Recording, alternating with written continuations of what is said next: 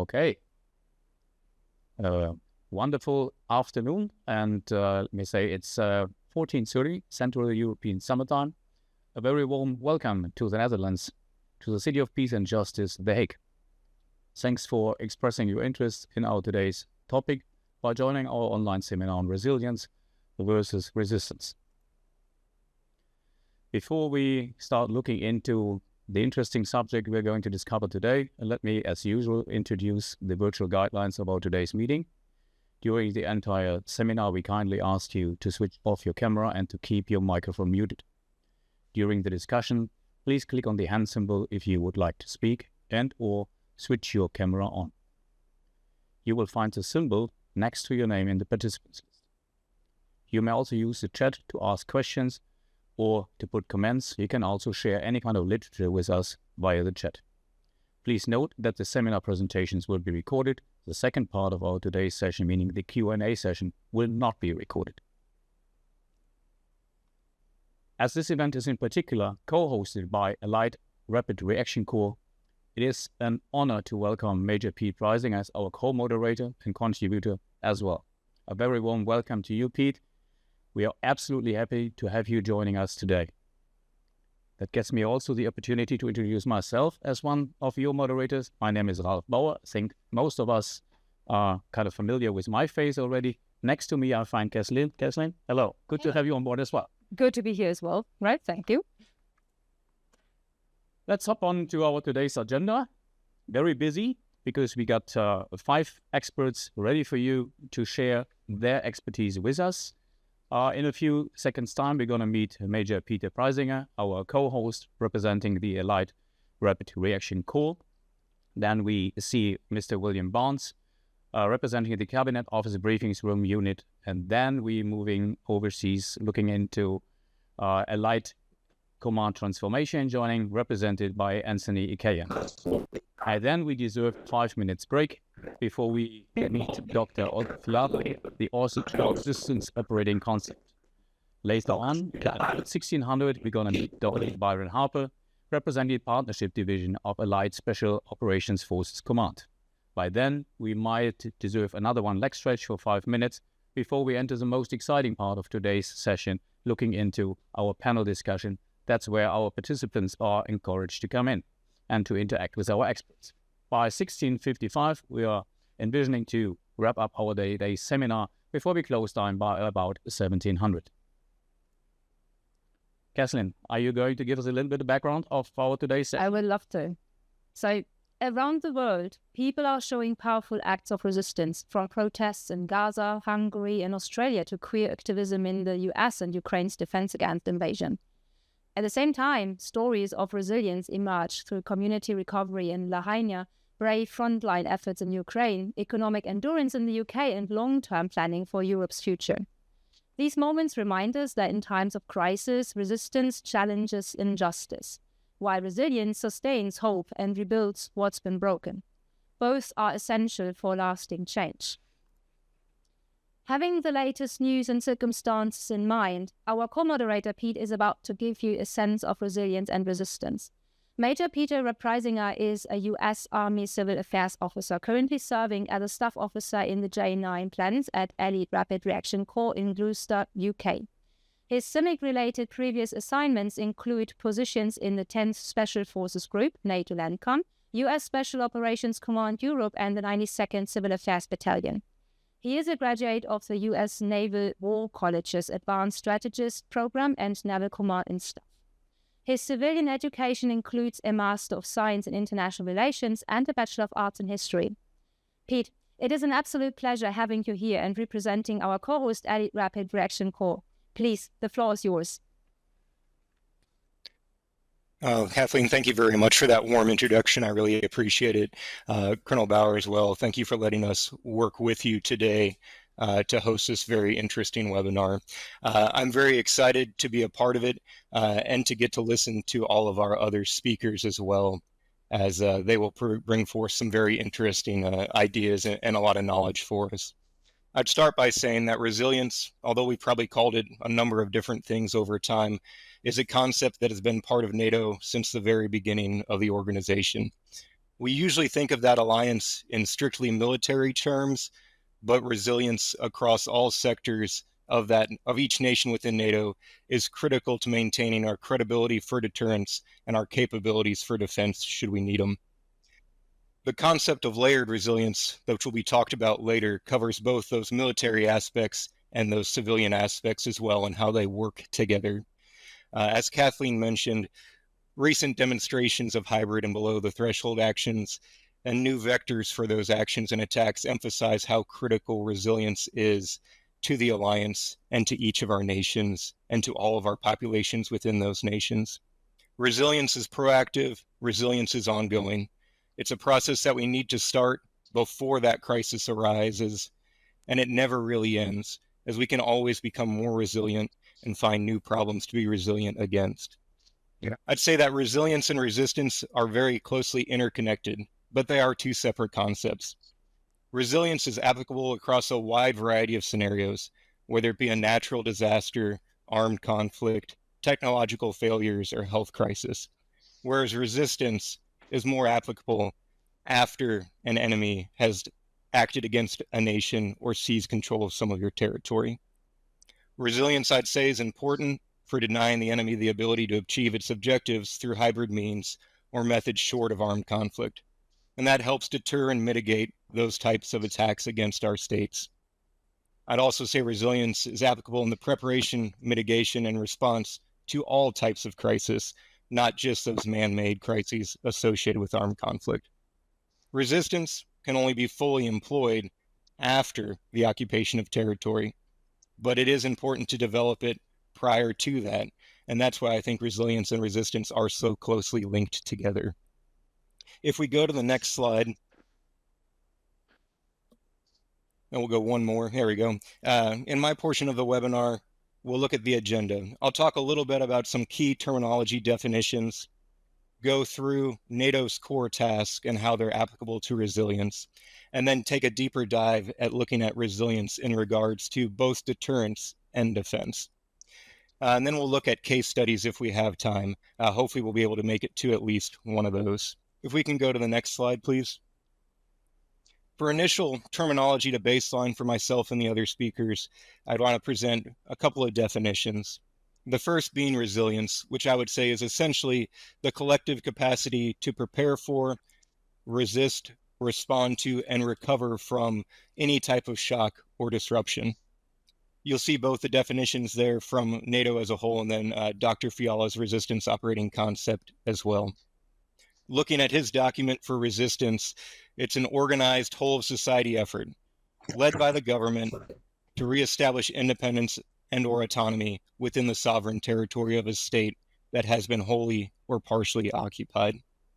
And finally, a definition of comprehensive defense, which I stole from what used to be NSHQ, but is now Allied Softcom's handbook for comprehensive defense. And that is an official government strategy encompassing the whole of society approach to protecting the nation against any potential threat. And a key point of that is that it recognizes that all members of that society have both the right and the responsibility to help protect their nation. With those terminological definitions out of the way, we'll move to the next slide. My proposal for all of you, and you can disagree with it, it's fine. You can disagree with all of it, parts of it, we can discuss it, but this is what I'll propose to you during my presentation. National resilience is a proactive and ongoing process. It is analyzed, directed, supported, and enabled by the government of that state. It involves the whole of society, government, military, private sector, civil organizations, NGOs, and the individual citizens that make up that society. And its purpose is to protect and insulate the nation and its population, importantly, from the impacts of disaster, crisis, or conflict. And if it can't prevent those, then at least it can mitigate those effects upon the nation. We'll go to the next slide. Looking at the alliance's core task, and these are stolen from the 2022 strategic concept, there are 3 core tasks for NATO. The primary one, or the first one, being deterrence and defense of the alliance. The second one being crisis prevention and management. And the third one being cooperative security. Both deterrence and defense, although they have a large military connotation to them, have key tie-ins for the civil sector as well. Crisis prevention and management is one that is very easily understood in the concept of resilience. What measures, military and non-military, can we take to respond to the whole crisis of the whole spectrum of crises, conflict, disaster, whatever? And then cooperative security looks at how can we expand that security beyond the borders of NATO? How can we build resilience near us to insulate us and protect us as we go forward? Resilience is key across all three of those core tasks. We'll go to the next slide, please. The theme of resilience traces all the way back to NATO's founding document in the 1949 Washington Treaty. Generally cited is Article 3, which looks at the parties being able to, through continuous and effective self-help and mutual aid, develop individual capacities for their defense and ability to resist. But I'd also point to Article 2, where it talks about strengthening free institutions and promoting conditions of stability and well-being as a key theme for resilience throughout the history of the alliance. The first General Secretary of NATO, Lord Ismay, recognized the key importance that what he termed civil preparedness had in NATO's overall mission. He defined civil preparedness as the plans and preparations that governments must make in time of peace in order to ensure that the home fronts can stand the strain of war. Under his leadership in 1955, NATO established the Civil Emergency Planning Committee. There were a number of other committees that looked at different aspects of resilience prior to that establishment, but they put the CEPC forward to basically coordinate all of those sub-agencies and provide a unified effort for resilience across NATO. During the Cold War, there were frequent civil preparedness drills in NATO states where all aspects of society and the nation were involved in operating, exercising, and practicing how they would respond to crisis. As an American example of this, you have Operation Alert, which was conducted in the 1950s. Although that frequently focused on what cities could do to protect their populations and capabilities from nuclear war, it is evident that civil preparedness was extremely important and well understood during this time. We move to the next slide. Resilience has kind of seen something of a comeback in NATO in recent years. After the Cold War, the focus on it was reduced slightly, courtesy of the peace dividend of no longer having a bipolar world system and that threat of the USSR. But in 2016, at the Warsaw Summit, there was a renewed NATO focus on resilience. In response to the actions of Russia in Ukraine in 2014 and their actions against other states, NATO leaders recognized how important resilience, beyond just military capability, was to the overall welfare of the alliance. It recognized that commercial and non-military actors are absolutely critical to the alliance and its ability to conduct its three core tasks. Our troops depend on civil actors to deploy, for feeding themselves, for maintenance, for communications, and every other aspect other than the actual fighting. So that's very important, and I think it was good that we recognized that in that summit. They also developed 7 baseline requirements for national resilience. These cover all aspects of a nation's capability to be resilient, from continuity of government, energy supplies, the ability to respond to the movements of people, food and water supplies for the population, healthcare, the ability to do with mass casualties, the ability to communicate with your civil population and keep them informed, and the ability to continue and maintain transportation systems. All of those rolled up as those baseline requirements. And then in a further evolution, in 2022, the CEPC, the Civil Emergency Planning Committee, was subsumed into NATO's newly renamed Resilience Committee. This committee sits directly under the North Atlantic Council and reports to it. They prioritize resilience activities across the alliance, and they oversee the Euro-Atlantic Disaster Response and Coordination Cell. Underneath that are working groups that look, once again, very similar to 1955, at civil communications. at civil protection, at resilient energy, at food and agriculture, at overall healthcare capabilities, and at civil transportation networks as well. If we move to the next slide, please. Looking at that first batch of NATO's core tasks, both deterrence and defense, I'd say that resilience plays a key role in both of them. Deterrence, generally understood to be influence the enemy not to commit a hostile act by convincing them one of two things. Either A, the objective of their act will be denied, they won't be able to achieve it, or B, the cost or the punishment association. Or the cost or punishment associated with that act would be too high to make it worthwhile to do. You kind of have the deterrence by denial or deterrence by cost imposition. Resilience is critical to deterrence because it increases the difficulty for an enemy to achieve its objectives. It makes us less susceptible to potential hybrid actions. It mitigates any effects of hybrid actions that are taken forth, and it basically allows us to respond more rapidly. In addition, because we have built resilience, because there is the capacity to respond and that has been exercised and trained, it increases popular trust in institution and capabilities, and it encourages or enables the will to resist if necessary. Finally, resilience reduces the non-warfighting requirements upon the military. Everything that can be taken care of by civil actors is something that frees the warfighters to actually conduct their warfighting mission. So I think that's why resilience is key in that deterrence role. If we go forward then to defense, as with deterrence, resilience is extremely important to the concept of defense and the actual employment of military and non-military capabilities to respond to repel, to protect, and to defeat those attacks. Resilience increases a state's defense capability by, once again, enabling and supporting the will to resist, the will to fight, reducing non-warfighting requirements on the military, reducing the enemy's ability to successfully engage in hybrid strikes and attacks, elements to attack against our infrastructure, and supporting the movement, mobility, and sustainment of our troops. If we move on to the next slide, please. Resilience and resistance will be covered in greater depth, I assume, by our later speakers, and they have a wealth of experience and knowledge in it. But what I'd like to highlight is, I'll steal a quote from Dr. Fiala, who we'll hear from later. A strong foundation of resilience is necessary to engage in a successful resistance. Resilience promotes the understanding and acceptance of the government as the lead institution to respond to crisis.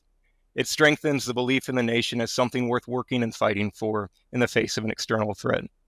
It builds the familiarity between organizations across all sectors in coordinating their actions with the leading government agencies. And that will facilitate command, control, and order in later times of crisis. If we move to the next slide, please. That previous cooperation, those previous exercises that are conducted in this frame of resilience, will facilitate the management and oversight of these actors in the face of crisis and if resistance is necessary. It builds a sense of collaboration and cooperation across those all sectors.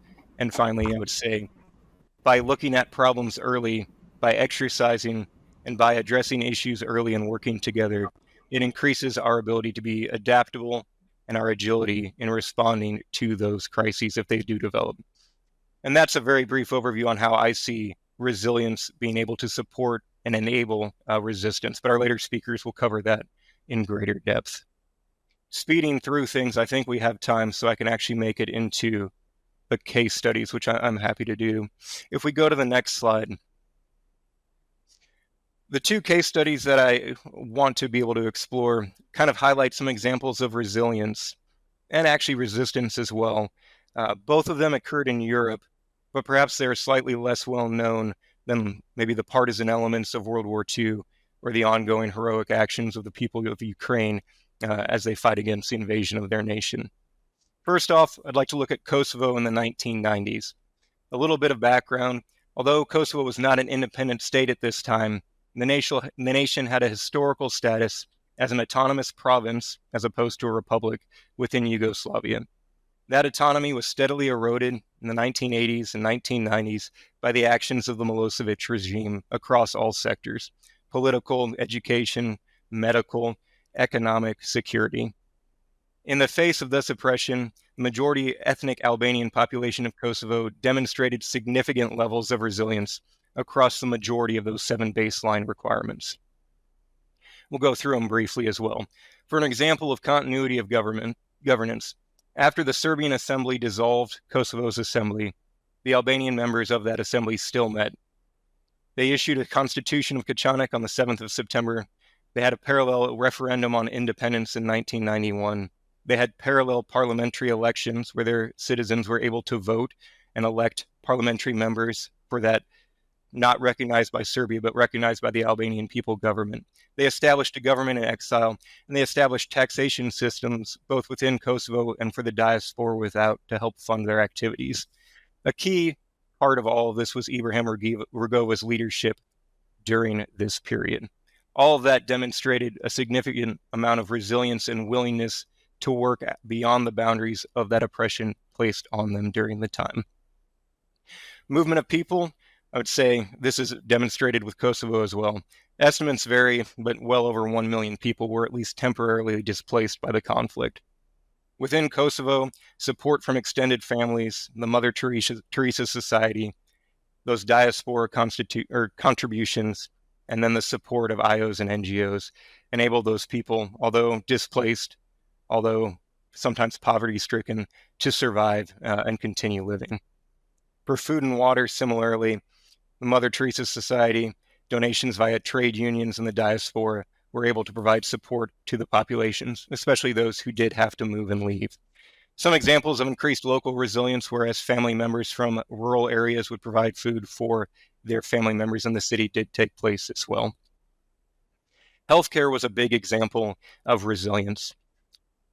Under the Serbian regime, a lot of the doctors, nurses, medical professors within Kosovo were dismissed, or they left the state employment because they felt they could not work within that system.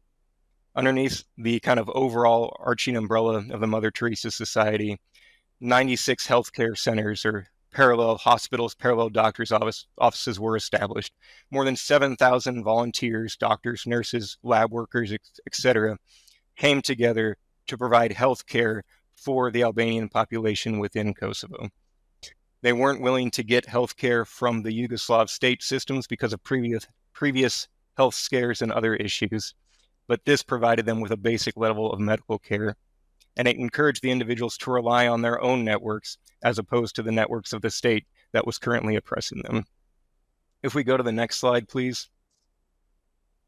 In the realm of communication, also I'd say a significant amount of resilience. Serbian efforts to halt Albanian language broadcast, newspapers such as Rylinda and other publications, initially were successful, but the population developed internal and external production of Albanian language newspapers such as Koha and others, and also external radio broadcast and television or satellite television broadcast as well, to keep the population informed and aware of what was happening. And finally, I really want to highlight education. Although it's not a standalone under the 7 baselines of resilience, I think that it ties in well both to the idea of continuity of government and civil communications.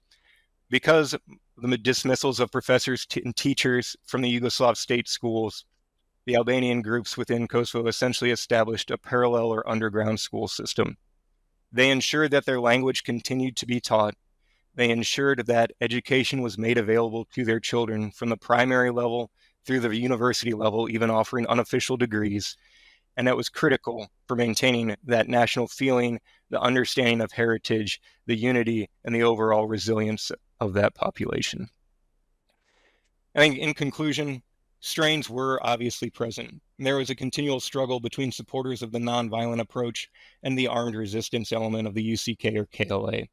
Although the resilience demonstrated by the population did enable that armed resistance to take place, there was frequently tension between individuals that felt one way or the other for how it should be addressed. An interesting side note from this one is that religious differences did not place large strains on Albanian unity during this conflict. Albanian Muslims, Albanian Catholic populations cooperated and worked together. It was more of an ethnic association as opposed to a religious association. To bring this one to a close and to highlight Allied Rapid Reaction Corps, I would say after international attempts at mediation failed, NATO launched its bombing campaign, Operation Allied Force. The results of this were eventually UNSCR 1244, which resulted with the withdrawal of Serbian forces from Kosovo and the establishment of KFOR and UNMIK within Kosovo. On a historical note, Allied Rapid Reaction Corps under General Michael Jackson led the entry of ground troops into Kosovo and led the first KFOR peacekeeping mission within Kosovo as well, just to highlight our headquarters there. I think we'll have a couple minutes, so I'll look at the next case study very, very quickly. This one goes back further in time, still takes place in Europe. We look at the occupation of the Ruhr region in 1923.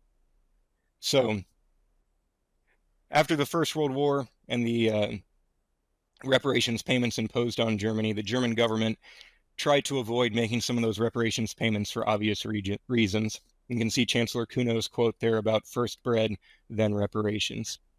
In response to this, France and Belgium led an occupation of the Ruhr region. The goal was essentially occupy the industrial heartland, ensure that there was the ability to get the natural resources, particularly coal, that the industries of those states needed to jumpstart their economy again after the war. Initially, the response was kind of widespread and local within that region. Broad refusal to comply with occupiers, whether it be laborers, the owners of the mines, the rail workers. The German government did attempt to support resilience and direct that resistance by publishing guidance for its people in newspapers and by establishing some funding and support for striking workers and of those who were also deported from that occupied area back into the main portion of Germany. This also showed a number of weaknesses for resilience in this case. There was tremendous social and political disunity within Germany and a tremendous amount of polarization at the time. Actually, they were unable to counter France's eventual repressive measures, their ability to bring in individuals to take over the work within those factories and on those rails. I guess you could say eventually there was a French success. Broad-based resistance decreased, although there was still acts of violence and sabotage, and the occupation did finally become economically profitable for France. But in response to that, there was a tremendous amount of international pressure against France and an opinion turn against them as well. And eventually that occupation was ended under Anglo-American international pressure, and the Dawes Plan was instituted to restructure the payment of reparations for Germany. But with that, I'll wrap things up so that we can get on to our additional speakers. I'll be interested to see if there's any questions or comments at the end of this webinar for the discussion period. But thank you very much for your time. Well, thank you, Pete, for your insightful and well-structured presentation on resilience versus resistance. Your clear explanation of the link between resilience, deterrence, and defense added real value to our event today. So with that, I think it is time for our next speaker. What do you think? Yeah, I think we are a little bit behind the time anyway, so it's really time to meet Mr. William Barnes, head of the Home Defense Program within the Cabinet Office Briefings Room Unit at the National Security Secretariat in the UK Cabinet Office. In this role, he leads the coordination of UK planning for an escalation to war, spanning resilience, defense, and national security, and serves as a UK representative to NATO's Civil Protection Group. Since joining the National Security Secretariat in October 2022, Will has led efforts on continuity of government, AI-related chemical and biological threats, and the National Emergency Alert System. He was also seconded to the Ministry of Defense, where he managed the UK's defense relationship with Japan. Will brings a broad civil service background, having worked across diverse areas from financial market reinsurance in times of crisis to marine conservation. Will, we are absolutely happy to have you on board. Please, the stage is yours. We are looking forward to receive your presentation.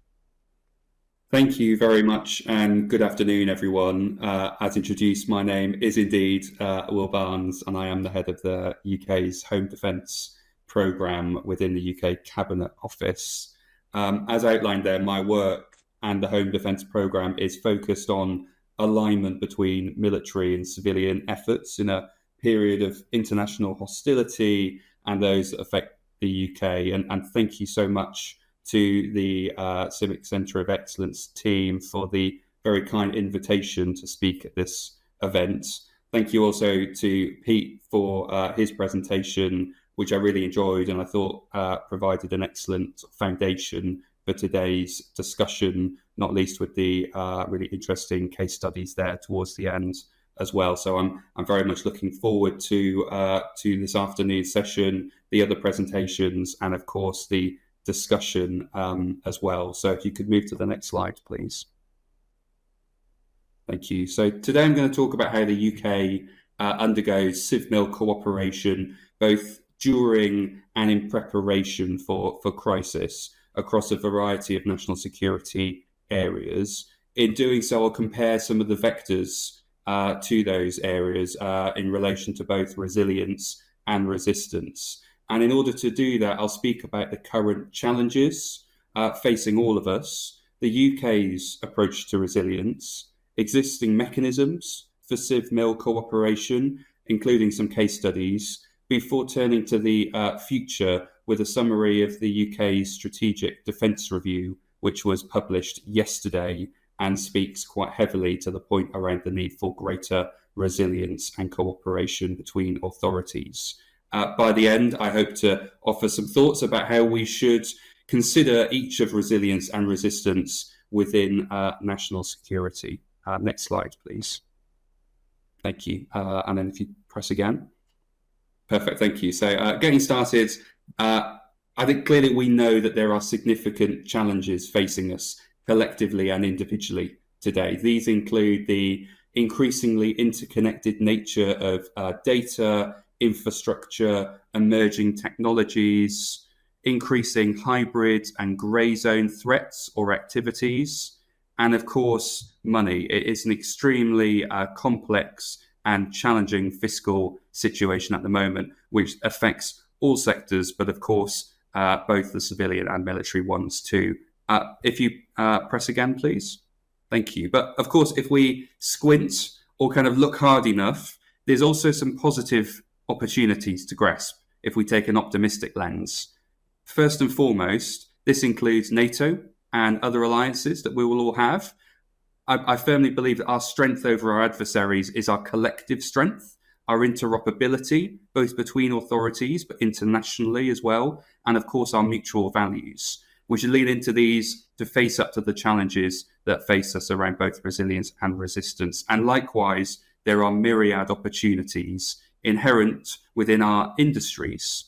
We have the systems and the structures that incentivize innovation far faster than our adversaries. And we have a really good opportunity to be incentivizing our civilian industry to not only work for defense, as has previously been the case, but also with defense increasingly. And of course, doing so by leveling up our kind of mature defense industries as well. And finally, money is there twice. Yes, it is a challenging fiscal situation, as I've mentioned, but allies everywhere are increasing defense and resilience spending to meet those new issues facing us. And I think that's a great opportunity to be building in better structures for civ-mil mechanisms, to better utilize what we have and to level up our resistance and our resilience methods.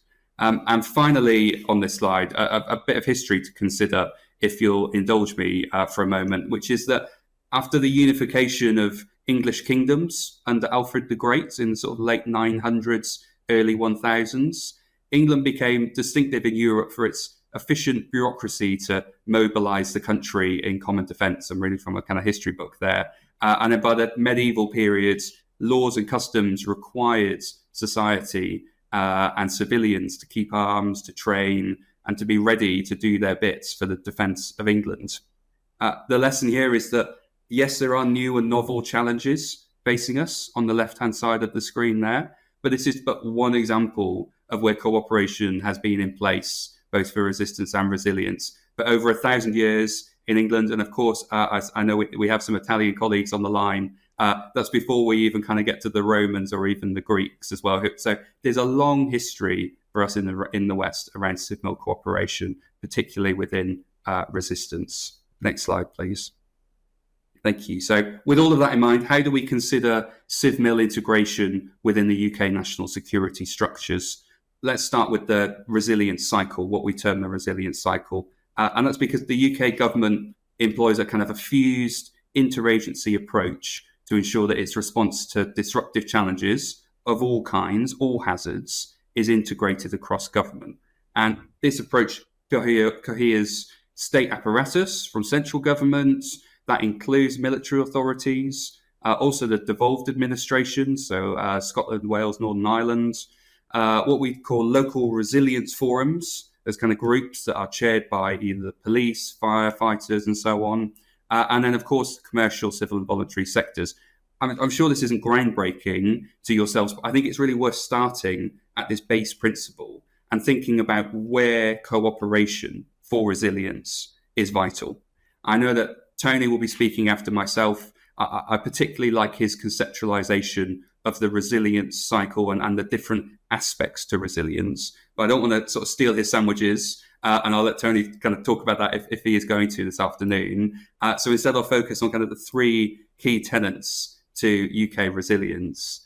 And I think those are a developed and shared understanding of risks that are faced, prevention rather than cure wherever possible.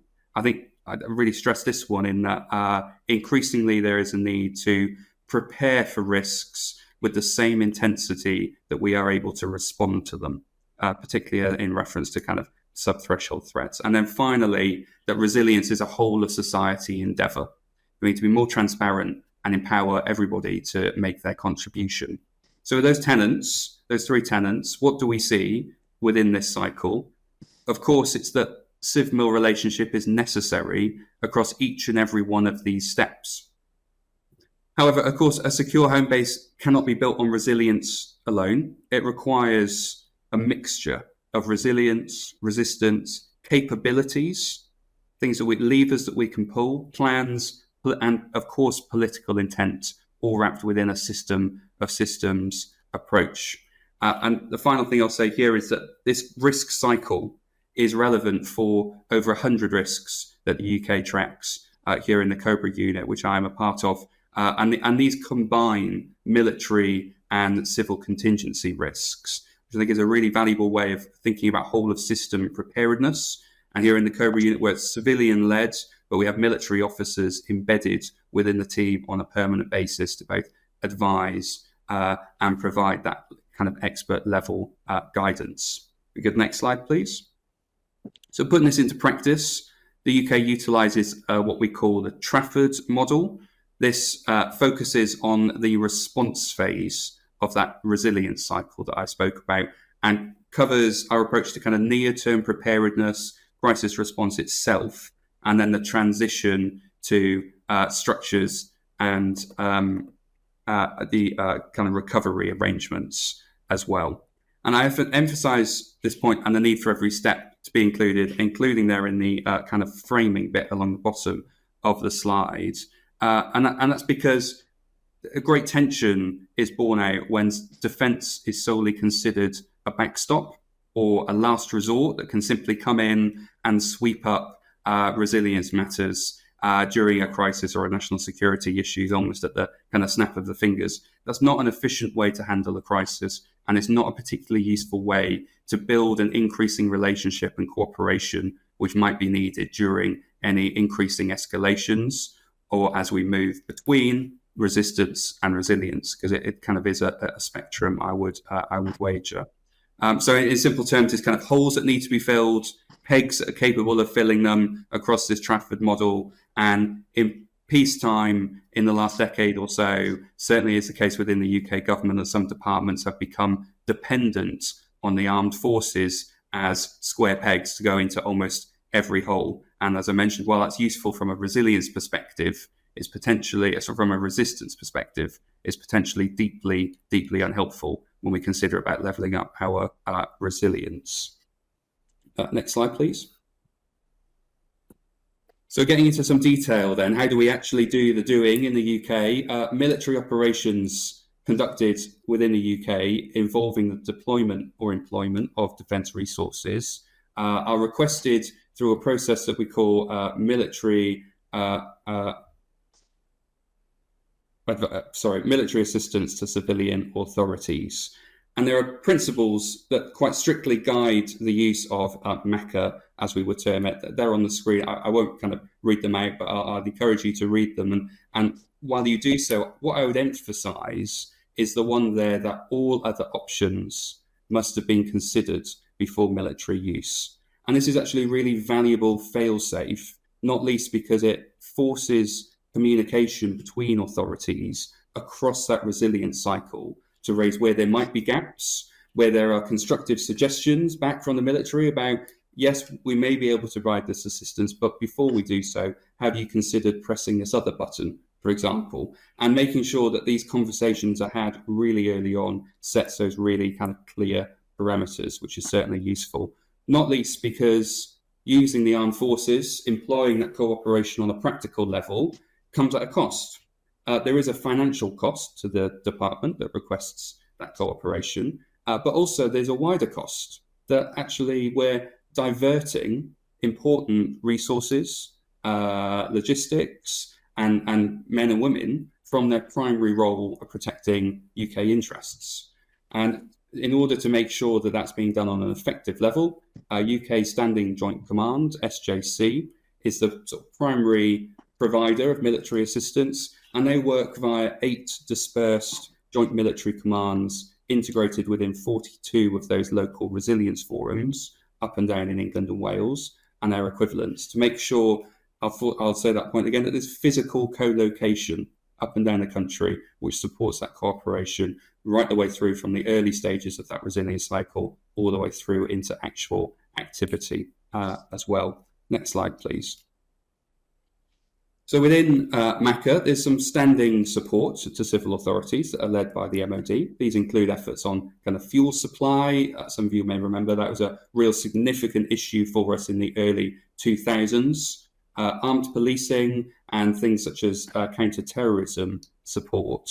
And all of these are underpinned by what is termed a joint doctrine publication, which sets out over 150 pages. If any of you are having trouble sleeping this evening, I recommend you sort of get out a copy of that document and read through every line, setting out Defence's contribution to national resilience. This really, it sets out the ends, the ways and the means of an appropriate CIMIC relationship. It's really kind of important. And Sunak was clear, Prime Minister Sunak, that the first goal of defence is to build our national resilience so that we're able to reduce the impact of acute shocks and longer-term challenges on the lives and livelihoods of those in the UK. But national resilience is the product of multiple factors, including effective and trusted governance, government capabilities, and so on. So these standing efforts are a way in which we're able to build resilience rather than resistance. So those are some of the standing arrangements. And if you go to the next slide, please. This is an example of MACA uses across 2020 to 2021. There were 550 requests for MACA in 2020, the calendar year 2020, 550. Of those, 314 were accepted, as it were, and actually resulted in military support to authorities. And I think that's a really interesting statistic in that it does show both the scope and the amount of requests that come in, but also that continual tension between civilian requests and those which are actual appropriate responses. So 550 to 314 is actually showing quite a significant delta there, where cooperation was not done in a way that was perhaps the most appropriate or the most efficient way to deal with a form of crisis. So the other thing I would draw out here in this slide is the real range. I think what you'll see there, of course, 2020 was the year of COVID, and a kind of record 34,000 servicemen and women were deployed during the UK's pandemic response. But also on this spectrum are things such as fishing disputes, clearly very important territorial waters, as well as, again, kind of fuel and so on. So it's quite interesting, I think, demarcation of where that relationship between CivMil cooperation actually comes into force within the resistance spectrum, and increasingly the resilience one too. So the UK relies really heavily on CivMil cooperation for national security already. Some of them are standing arrangements, but many, as you'll see here, are unforeseeable largely, or ad hoc arrangements. But there's a real tension here between the scope and the use of MACA, and arguably an over-reliance too, which once built into the system is particularly damaging when we think about levelling up our resilience. So that's the current state of play. If you don't mind, go to the next slide, please. Thank you. It's the Strategic Defence Review. So yesterday, the government published the Strategic Defence Review. This has been termed a generational review of the UK Armed Forces by Lord Robertson, who is the previous Secretary General of NATO. There he is on the right-hand side of that photo, speaking to the Prime Minister in the middle, and the Defence Secretary, John Healey, on the left-hand side as we look at it. The Strategic Defence Review is now publicly available. Unfortunately, when I drafted these slides, I had a copy, but it was sadly embargoed, so I couldn't put any of the key points on this slide. But the reviewers, Lord Robinson, Dr. Fiona Hill, and General Sir Richard Barons, were asked to determine the roles, the capabilities, and the reforms required to meet the challenges, threats, and opportunities of the 21st century. I was really delighted, therefore, to read that they proposed a combination of reinforced homeland resilience, a new integrated force, and throughout all of this, a NATO-first approach, considering our allies and considering the role of NATO across all of UK defence. I think really excellent reading and important words too. So in modern warfare, the SDR makes it really clear that simple metrics like the number of people, the number of platforms deployed, they're all outdated and inadequate terms now for us to be thinking about resilience and resistance. Instead, that renewed focus on home defence, campaign endurance is absolutely imperative instead. So how do we do that? Well, the SDR is clear that alongside that NATO-first approach, we need to build national resilience to attacks and shocks. And I'm really trying to emphasise some of these words here. This is ostensibly a strategic defence review, but really helpfully, I think, from all of our perspective here, it's talking about national resilience, whole of society mobilisation, and so on. So thinking about what role does defence have to play in that, but also the opposite too, and what role can civil society provide support to defence within. One aspect of that, for example, is understanding what infrastructure is critical to the economy and our way of life, and how must that be protected. So establishing credible national preparations for that industrial mobilisation, both within nations and between authorities and allies, is really, really important. Likewise is meeting the civil defence and resilience planning obligations under Article 3, the NATO treaty. Let's get to Pete for sort of setting out, for example, the baseline requirements and ensuring that we can provide military and civilian host nation support to NATO, both in times of crisis and in war. And really helpfully in the SDR, it states there that a priority for defence should be to articulate which parts of national critical infrastructure are important to them to sustaining operations and projecting force overseas, and therefore which aspects must be protected in scenarios above and below the threshold of war. It also supports the government's efforts for legislative power and recommends a defence readiness bill and complementary civilian bills too. So I think this is kind of the core of CivMil cooperation from both a legislative and a practical perspective. So the SDR sets out how the UK should spend 2.5% of GDP with an ambition to 3%. But vitally, it's also prioritised this shift towards resilience and greater integration between authorities. It's spoken about some of the discrete ways in which that should be done, but it also welcomes some consideration we've been doing here of how we would flip military assistance to civilian authorities and instead think about CAMA, civilian assistance to military authorities, which is particularly important when we think about escalations and sort of the right-hand side of the spectrum, as it were. I think it's a really important aspect to consider if we're thinking about true cooperation rather than simply expectation. The final thing I'll say on this slide before moving to a conclusion is that later this month, a resilience strategy dedicated to speaking about what resilience should look like and what role the military has in that, and a wider national security strategy will also be published by the government, which will really develop some of these areas. If you don't mind moving to my final slide, please. Thank you. So I mentioned at the start that civ-mil cooperation has been underway in the UK for at least 1,000 years, many other nations much longer.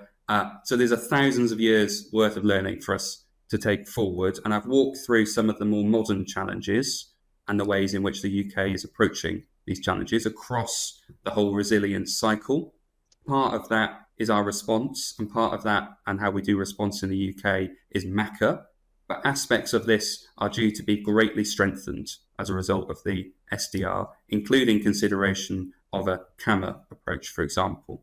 The SDR supports the central claim that a shift towards greater resistance and greater resilience is vital, but neither the defence nor the civilian sectors can do this alone. Instead, there's a constant need for practice and integration.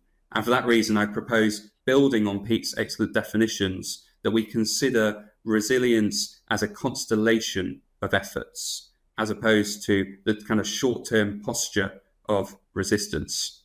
Doing so will require a new contract between respective authorities, which will of course be challenging and at times very, very difficult. But on that note, I'll leave you to consider the two quotes at the bottom of the screen, and thank you for your time. Thank you. Yeah, we'll have many thanks. What an insightful presentation and thought-provoking on top.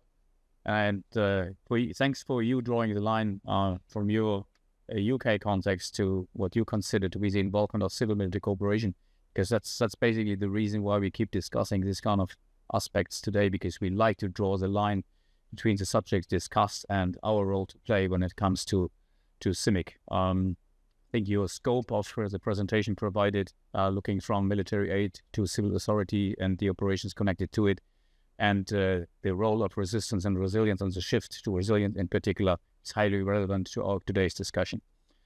I propose, by looking at the clock, that we just hop on to our next speaker and keep the questions towards Will in mind for our Q&A session. Kathleen, what do you think? Do we meet our next speaker right now? Absolutely, Raj. Thank you. So it is my pleasure to introduce Anthony Icayan, a retired U.S. Navy commander with a distinguished background in logistics and over 19 years of experience supporting NATO as strategic analyst and capability developer. He currently works as a defense contractor with MD Franks LLC, supporting NATO's Supreme Allied Command Transformation and in the Strategic Plans and Policy Directorate. Anthony's current focus is on military resilience, particularly the development of the layered resilience concept and the NATO military resilience risk assessment.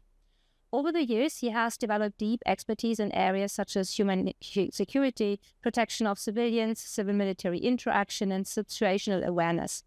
Notably, he led the development of the NATO protection of civilians military concept and was instrumental in validating the Civil-Military Fusion Center. Anthony, I am utmost happy to have you here. Please, the floor is yours. Hello, good morning from Norfolk, Virginia. I know it's the afternoon there in Europe, and hopefully I'll be able to go through this and get everybody out in time to enjoy their day.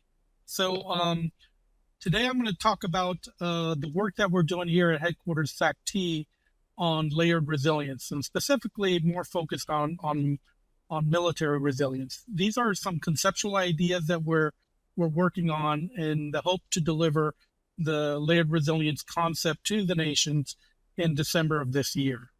So a lot of the ideas have been developed over the past 2.5 years. A lot of them have been validated, but we are going to deliver the concept at the end of this year. I want to thank both Peter and Will for their previous presentations, and I want to highlight some of the, let's call catchphrases or buzzwords that hopefully this community will start to retain, and I'll hopefully add a few more. So things like whole of society and whole of government, these are very important when we're talking about layered resilience. Next slide, please. So this is why do we do resilience, if we ask ourselves. So as mentioned by Will earlier, resilience enables deterrence by denial. But we have to accept that sometimes maybe deterrence fails. So if and when deterrence fails, resilience ensures that we can have a credible defense where defenders can withstand the assault while providing the necessary time for Allied reinforcements to respond. So this is from a NATO perspective. And I'll show you the framework on how we deal with that. Next, please. So it's very important when I say defenders can withstand an assault, because this is where resistance will play a part, as you'll see in the following slides. Next, please.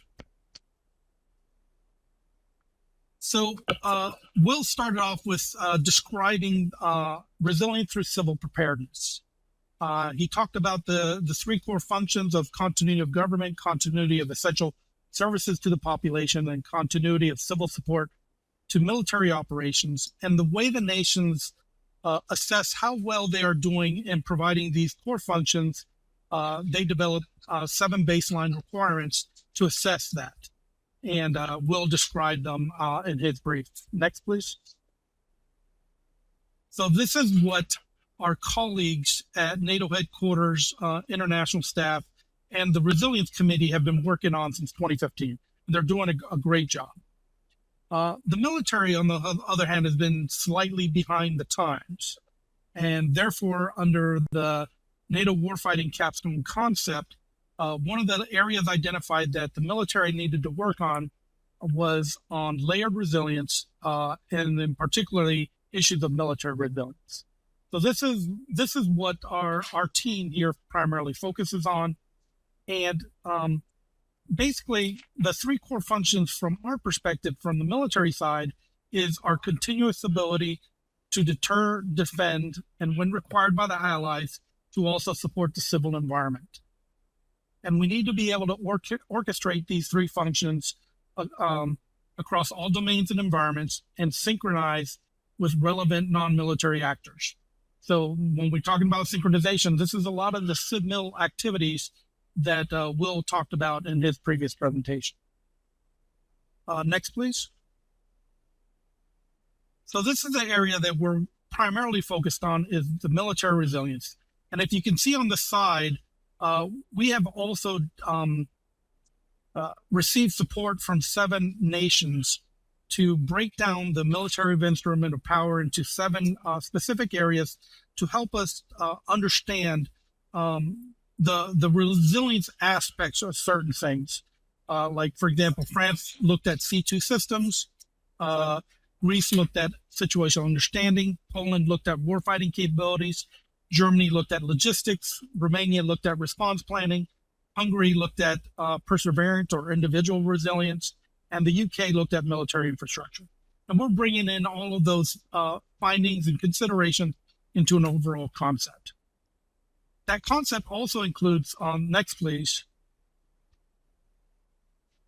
almost the most important part, which is the interdependencies between the civil preparedness side and the military resilience. Because when we talk about a resilience in NATO, it's a combination or a function of civil preparedness and military capacity and capability. So under military resilience, we're looking at how to develop that military capacity and capability. Next, please. So this is the military resilience framework. So the first step is, build, please. 1 is anticipating. This is before we do anything, and for most people in the military understand that we need to understand first what we are confronted with. What are the current and future threats and hazards? So this is the anticipate function, which includes short-term horizon scanning and long-term strategic foresight, looking well into the future. Next, please.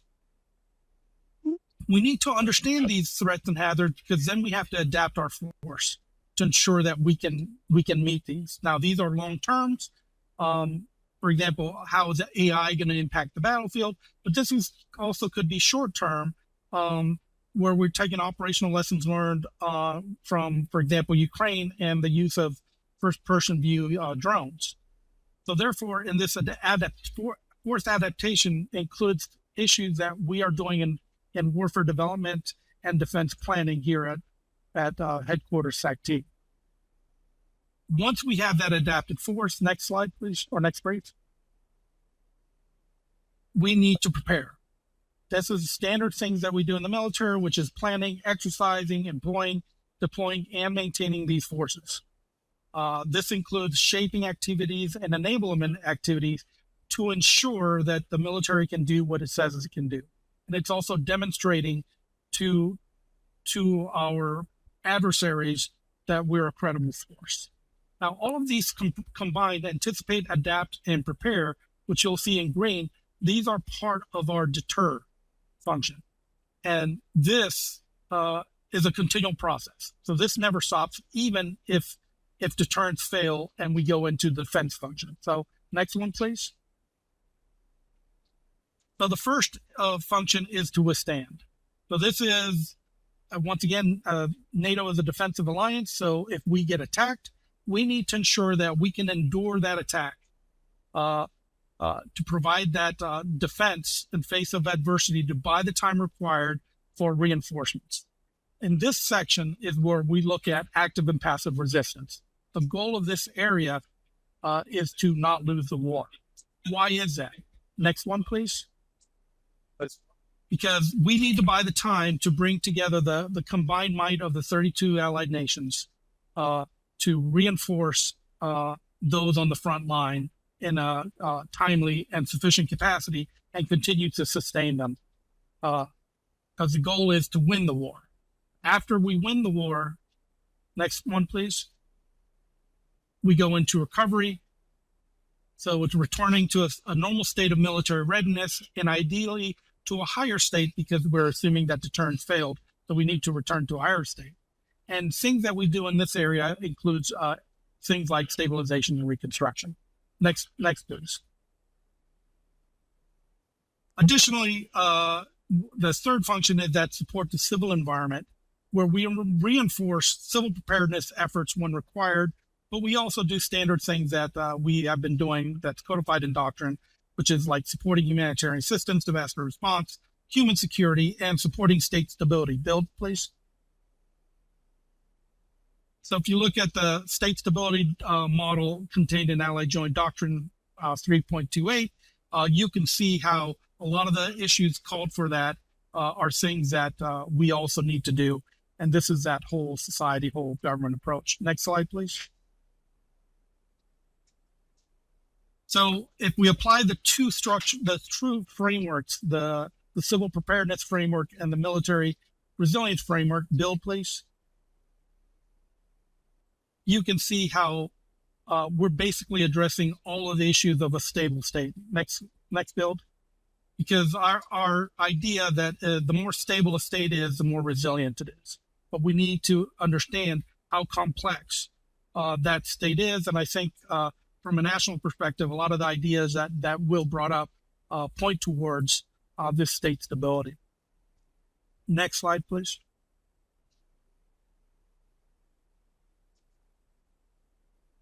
So when we're talking about components of resilience, we already saw civil preparedness and those three functions. Next, please. And I just quickly talked about military resilience. So what we're missing is the third component, build, which is, next build, please, is societal resilience. We've already talked about how we need civil military cooperation. We need to bring in not just government, not just the public sector, but also civil society and the citizens. That's what will make whole society.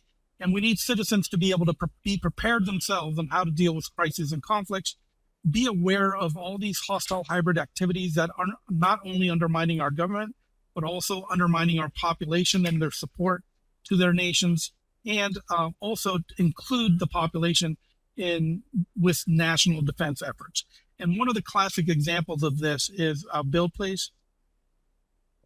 if you look at the latest Swedish document in case of crisis and war, it provides a good guideline to its citizens on what they need to do in times of crisis, not just conflict, but just general crisis, how to prepare themselves and how they can support their nation, not just actively by participating in national defense or civil defense efforts, but also by taking care of themselves. So therefore, the government and the military can focus on other issues. It's a good read. It's relatively short and provides good insight. Next, please. So understanding this, what do we mean by resistance and how resistance supports resilience? I already mentioned that for us, resistance falls under the withstand task under our military resilience framework. So resistance for us is a means to enhance wartime resilience of a nation by helping prolong the struggle, deny victory to the adversary, and eventually regain national sovereignty. So it's very important for us to help prolong that struggle, because the longer it lasts, the better we can reinforce with all the other capabilities of the alliance. For us, resistance can include the participation of the entire society and include both government-led, official, and non-official self-started activities. While ideally, we would like it to be government-led, as I'm sure Otto will talk about in his brief, we also have to understand that sometimes the citizens will not be involved in that, and they will do things themselves. So it would be good if we gave them some ideas on how they can do that. And therefore, these activities can be either active and passive, and violent and non-violent. And I'm providing you some examples there. The classic example of when people think about resistance is, the partisans of World War II, right? So this is an active violent resistance and causing sabotage to adversarial equipment and civil disobedience. But even more important, and probably which would most of society can provide, is a passive nonviolent resistance. So things like sabotage, slowing production, denying invaders the spoils of war, and even simple things like social and spiritual resilience, which is things to refuse to concede a victory or legitimacy to the occupation. Simple things like that could be refusing to speak or understanding invaders' language.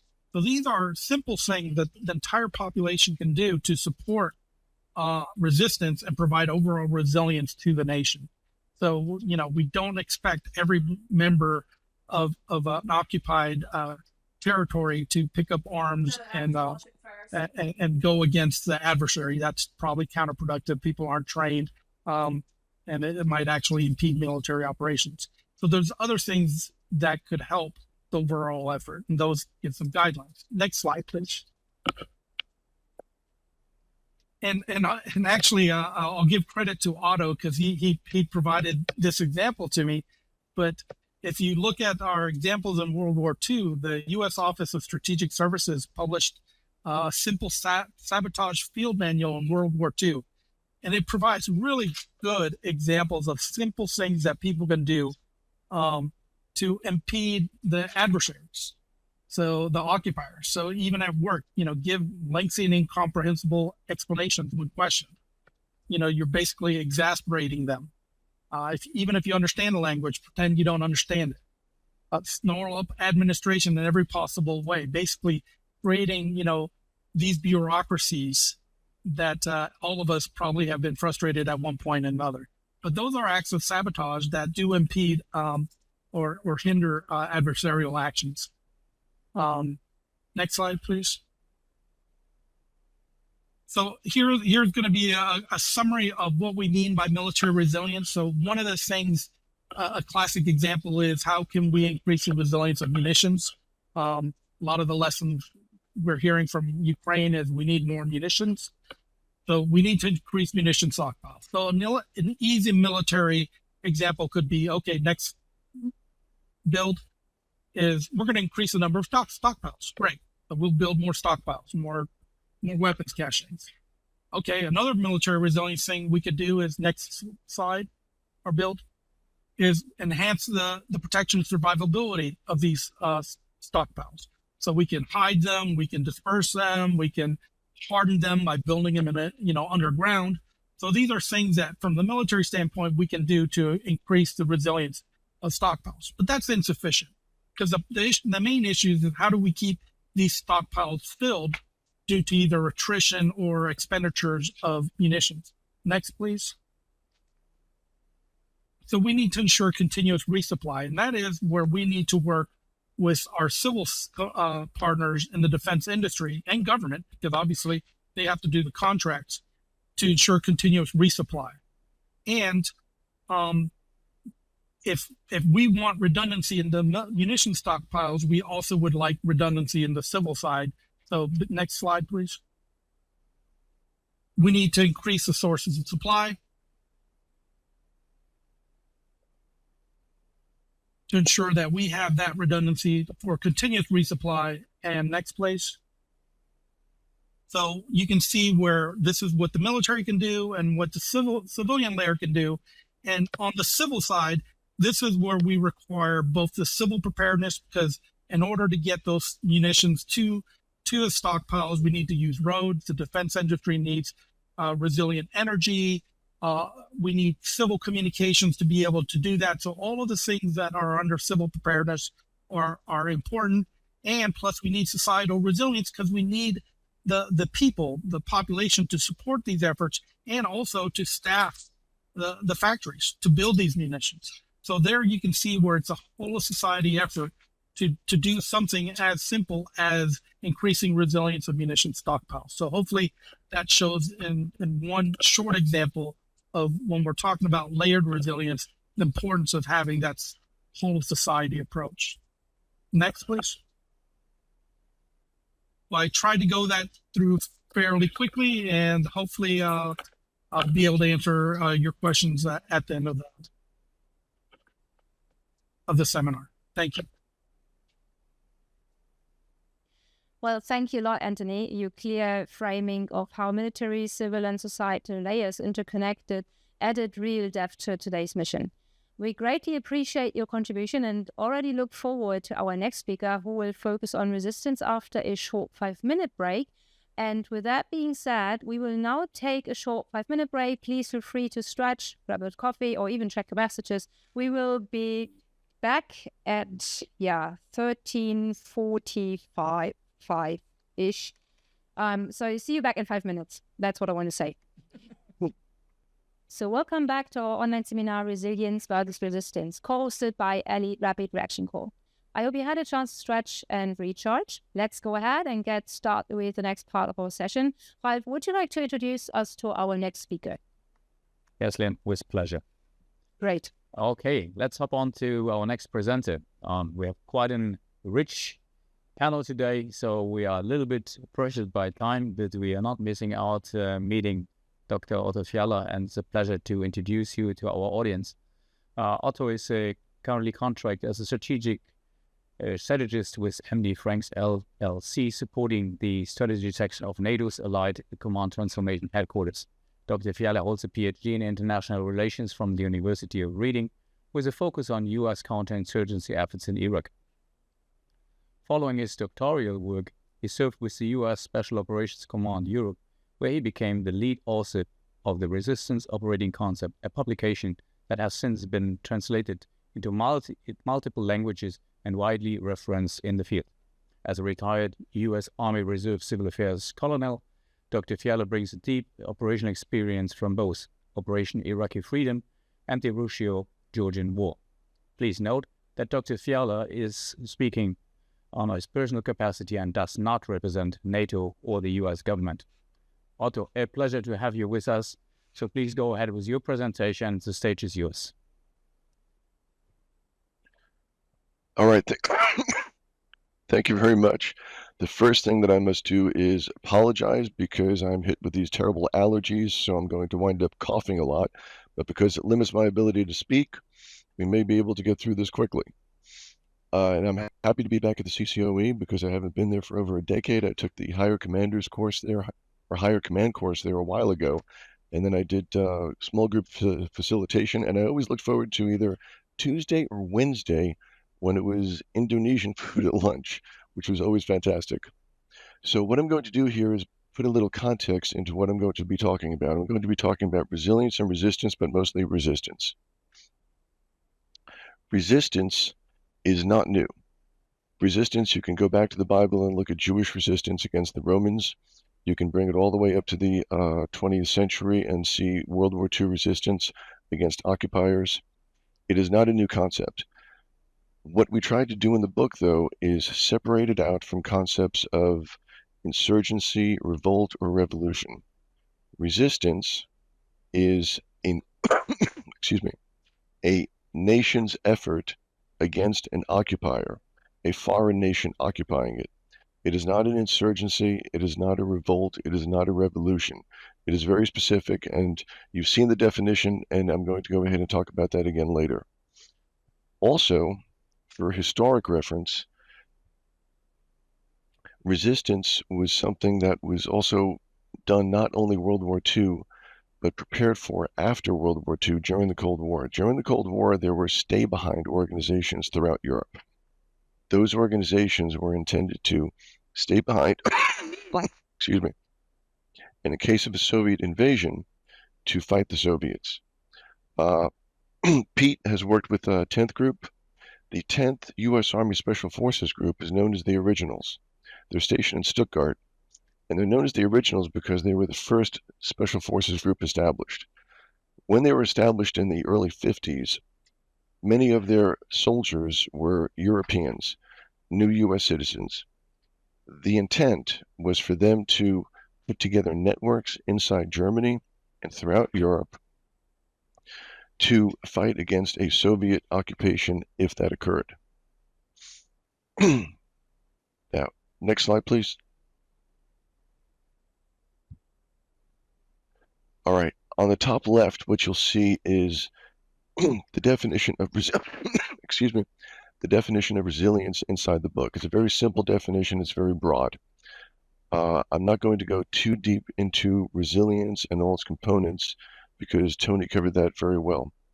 What I want you to do is look at the graphic, and you'll see, excuse me, you'll see government, state, and nation. So the nation is the people. The state are the bureaucratic organizations, the departments and agencies of the government. Government should be the persons elected to run the state. So if you break it down like that conceptually, it's basically easier to deal with. Now, in our conception of resistance, the resistance needs to be established and organized and authorized by the government through the state. And it takes people from the nation to be members of that group. Next slide, please.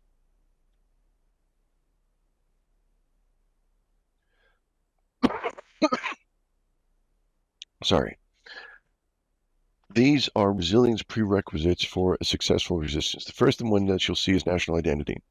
Without national identity, a nation is not going to be able to motivate itself to defend itself against another nation. Now, what I'll use is the example of the Forest Brothers during World War II and afterwards. The Forest Brothers were an organization of Baltic fighters from Estonia, Latvia, and Lithuania, but mostly Lithuania, who fought Soviet occupation towards the end of World War II and up to about 1953. The Forest Brothers began by fighting conventionally against these forces. Eventually, the Russians treated them down in a manner of warfare very similar to what you see in Ukraine today, which was through attrition. So many Forest Brothers died. The Russians kept on throwing more soldiers at them, and eventually what happened with the Forest Brothers is they turned from a conventional entity into a literally underground entity, and they began building bunkers in the woods, hiding in the woods, and conducting guerrilla operations from the woods. Eventually, what happened by about 1953 is that there were no more Forest Brothers. But the Ukrainians, no, sorry, not the Ukrainians, the Baltic nations were each able to retain their sense of nationality. Interestingly, Lithuania, a Soviet socialist republic just like Estonia and Latvia, was the first to declare its independence from the Soviet Union in 1991. And that's because throughout this entire time, they were able to maintain their sense of nationality. The next thing is political objective. Because the resistance capability should be set up during peacetime, one of the things that the government needs to let people know is that the intent, if occupied, is to throw out the occupiers and return to what I label the D-1 restoration, which is the day before invasion. We're not going to go and develop something new. We're going to go back to where we were politically as much as possible prior to the invasion. Now, that's the goal, and it's very difficult to do. And if you look at historical examples, it's extremely difficult to do. But that's what you have to use to motivate people to resist, and that should be the political goal. Now, domestic vulnerabilities. In the preparation for resistance, what you'll see there is two places, Narva and Kinmen. Narva is a city in Estonia that has a very large Russian population. Because it has a very large Russian population, Russian intelligence services can use a portion of that population to access information and gain actors inside Estonia. Now, that's not to say that all these ethnic Russians are pro-Russian. They are not. Because if they were pro-Russian, they would pack up, cross the bridge, and go over to Russia. But they don't do that. But anyone who understands intelligence operations and clandestine activities knows that within a population like that, you will find a few people who can be used by foreign intelligence. So the Estonians pay very careful attention to the people of Narva, and they make sure that they're happy and they feel equal and they're not discriminated against within their society. Now, Kinmen is a Taiwanese island. Taiwan is actually several different islands, and the island of Kinmen is right next to mainland China. The people of Kinmen have daily interaction with the mainland. They work there, they shop there, they go back and forth. And so on Kinmen, you have a very large KMT leaning. There are two main political groups, DPP and KMT. DPP is more independence-minded than the KMT. On Kinmen, you will have more people who are KMT aligned and not independence-minded. Those people are susceptible to infiltration by mainland Chinese assets. So that is a domestic vulnerability. The other point I make up there is external threat identification. There is nothing wrong with naming the external adversary and who it is. The Taiwanese know it's China. The Ukrainians for many years knew it was going to be Russia. Now, down below, you'll see a list of booklets from Lithuania, Sweden, Singapore, and Taiwan. In Singapore, you'll see an emergency handbook in red down below. That does not deal with war, and the Singaporeans don't identify a particular adversary, but they engage in resilience, resilience strengthening just in case of a national disaster or invasion by some unknown source. Now, in Taiwan, you'll see at the bottom right there, they've translated the rock into Mandarin. And then on the right side there, just underneath the Lithuanian booklet, you'll see another Taiwanese book. They took the rock and they took out the appendices and then reduced the main content to make it more accessible to people. So when I was there a few months ago, they actually saved a few copies of each of those books for me, because what happened is that The Rock was published by the Ministry of Defense. It had a price on it, and they went ahead and sold it at bookstores, and it sold out. And the same with the other book. They went ahead and sold it, which was an culturally interesting way to do it, because the European books, the Lithuanian one and the Swedish one, are available for free and available online. The other thing, but those go to establishing resilience and getting people to be resistance-minded. The last point is preparation against the threat. The nation that is under threat needs to engage in political and military partnerships. For our NATO allies, that's relatively simple.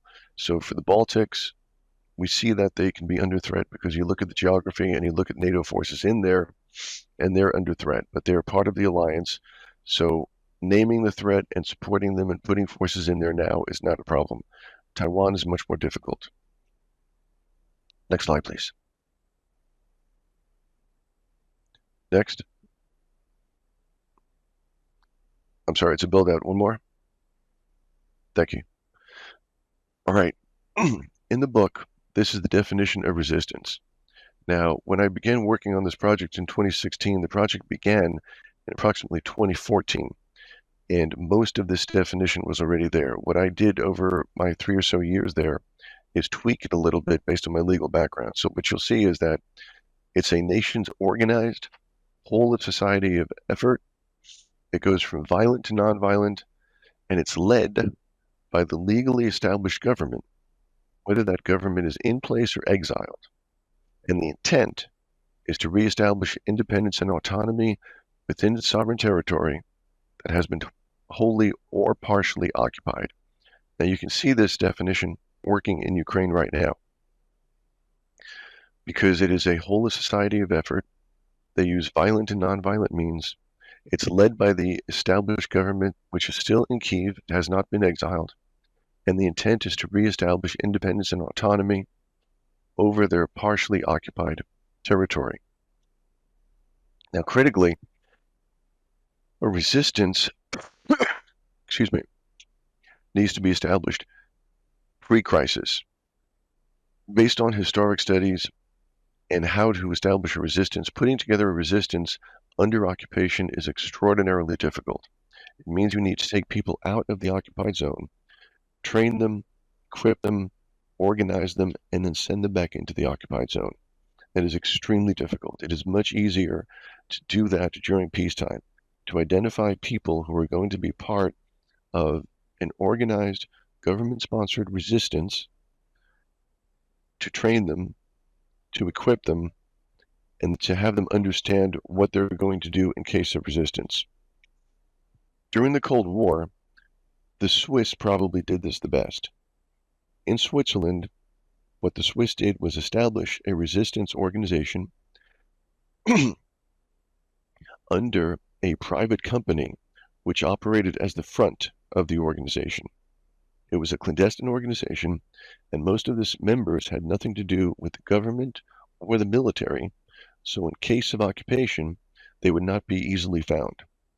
Because if you look at what the Russians have done in Ukraine, the very first thing they did is look for government people, retired military, retired police, because they understood, excuse me, they understood who these people might be and where the resistance was likely to get their people.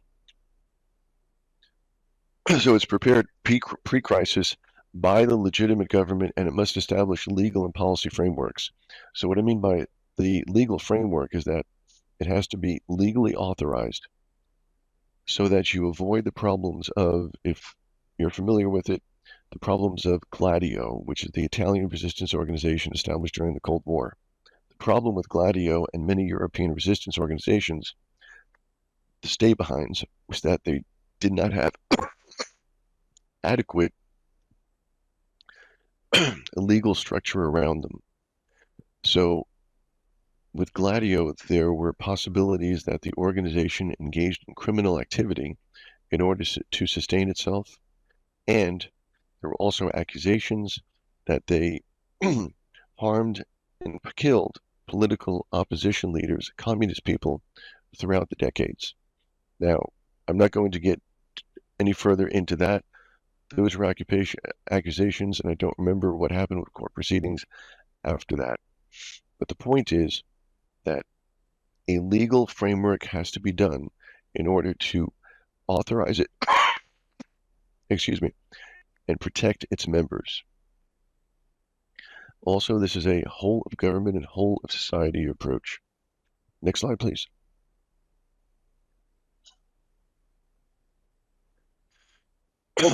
All right, the reason I put this here is to distinguish it from unconventional warfare, because when we were putting together resistance, many people talked to us about UW and unconventional warfare and that they wanted to do unconventional warfare. Unconventional warfare in the U.S. Department of Defense dictionary relates to activities to, and you'll see it in blue, enable resistance to coerce, disrupt, or overthrow an occupying power through an underground, auxiliary, or guerrilla force. So, unconventional warfare to the American military is what the American military does to assist a resistance. Unconventional warfare is not itself resistance. It is using those within the occupied territory to assist them to fight the occupier. Now, we put this in the book also because one of the nations during one of our exercises was using the term unconventional warfare. And we had to explain to them that when you say that to American military, especially American special forces, it's a completely different understanding. So we had to distinguish unconventional warfare from resistance. What they were looking for were the tactics. And the picture that you see there is an actual painting done by a Czech artist. And those are actual individuals with the names, and I think we have them in the front of the book about who these people were. And what you see is basically a U.S. Special Forces team assisting local nationals in planning for resistance. Next slide, please.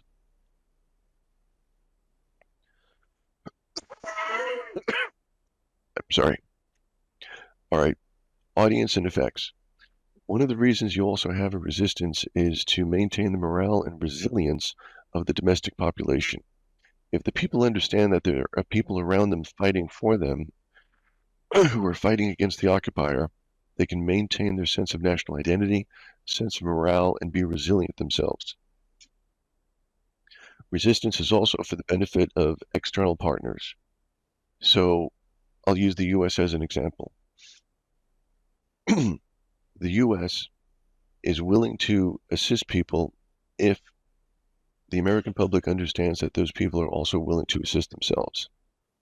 So the existence and activities of a resistance organization assist foreign nations, outside nations, partners to understand that there is resistance occurring inside the occupied territory and that these people want to be free. The other point of the resistance is to have the occupier expend resources on protecting themselves and to prevent political consolidation. Because what the occupier wants to do is politically consolidate the territory. In Ukraine, the Russians would like nothing more than to walk into a town and have everybody go about their business, just conduct their lives and not interfere with what the Russians are doing, not interfere with it politically, not interfere militarily, just go about their business. Resistance is an attempt to deny that political consolidation. Next slide, please.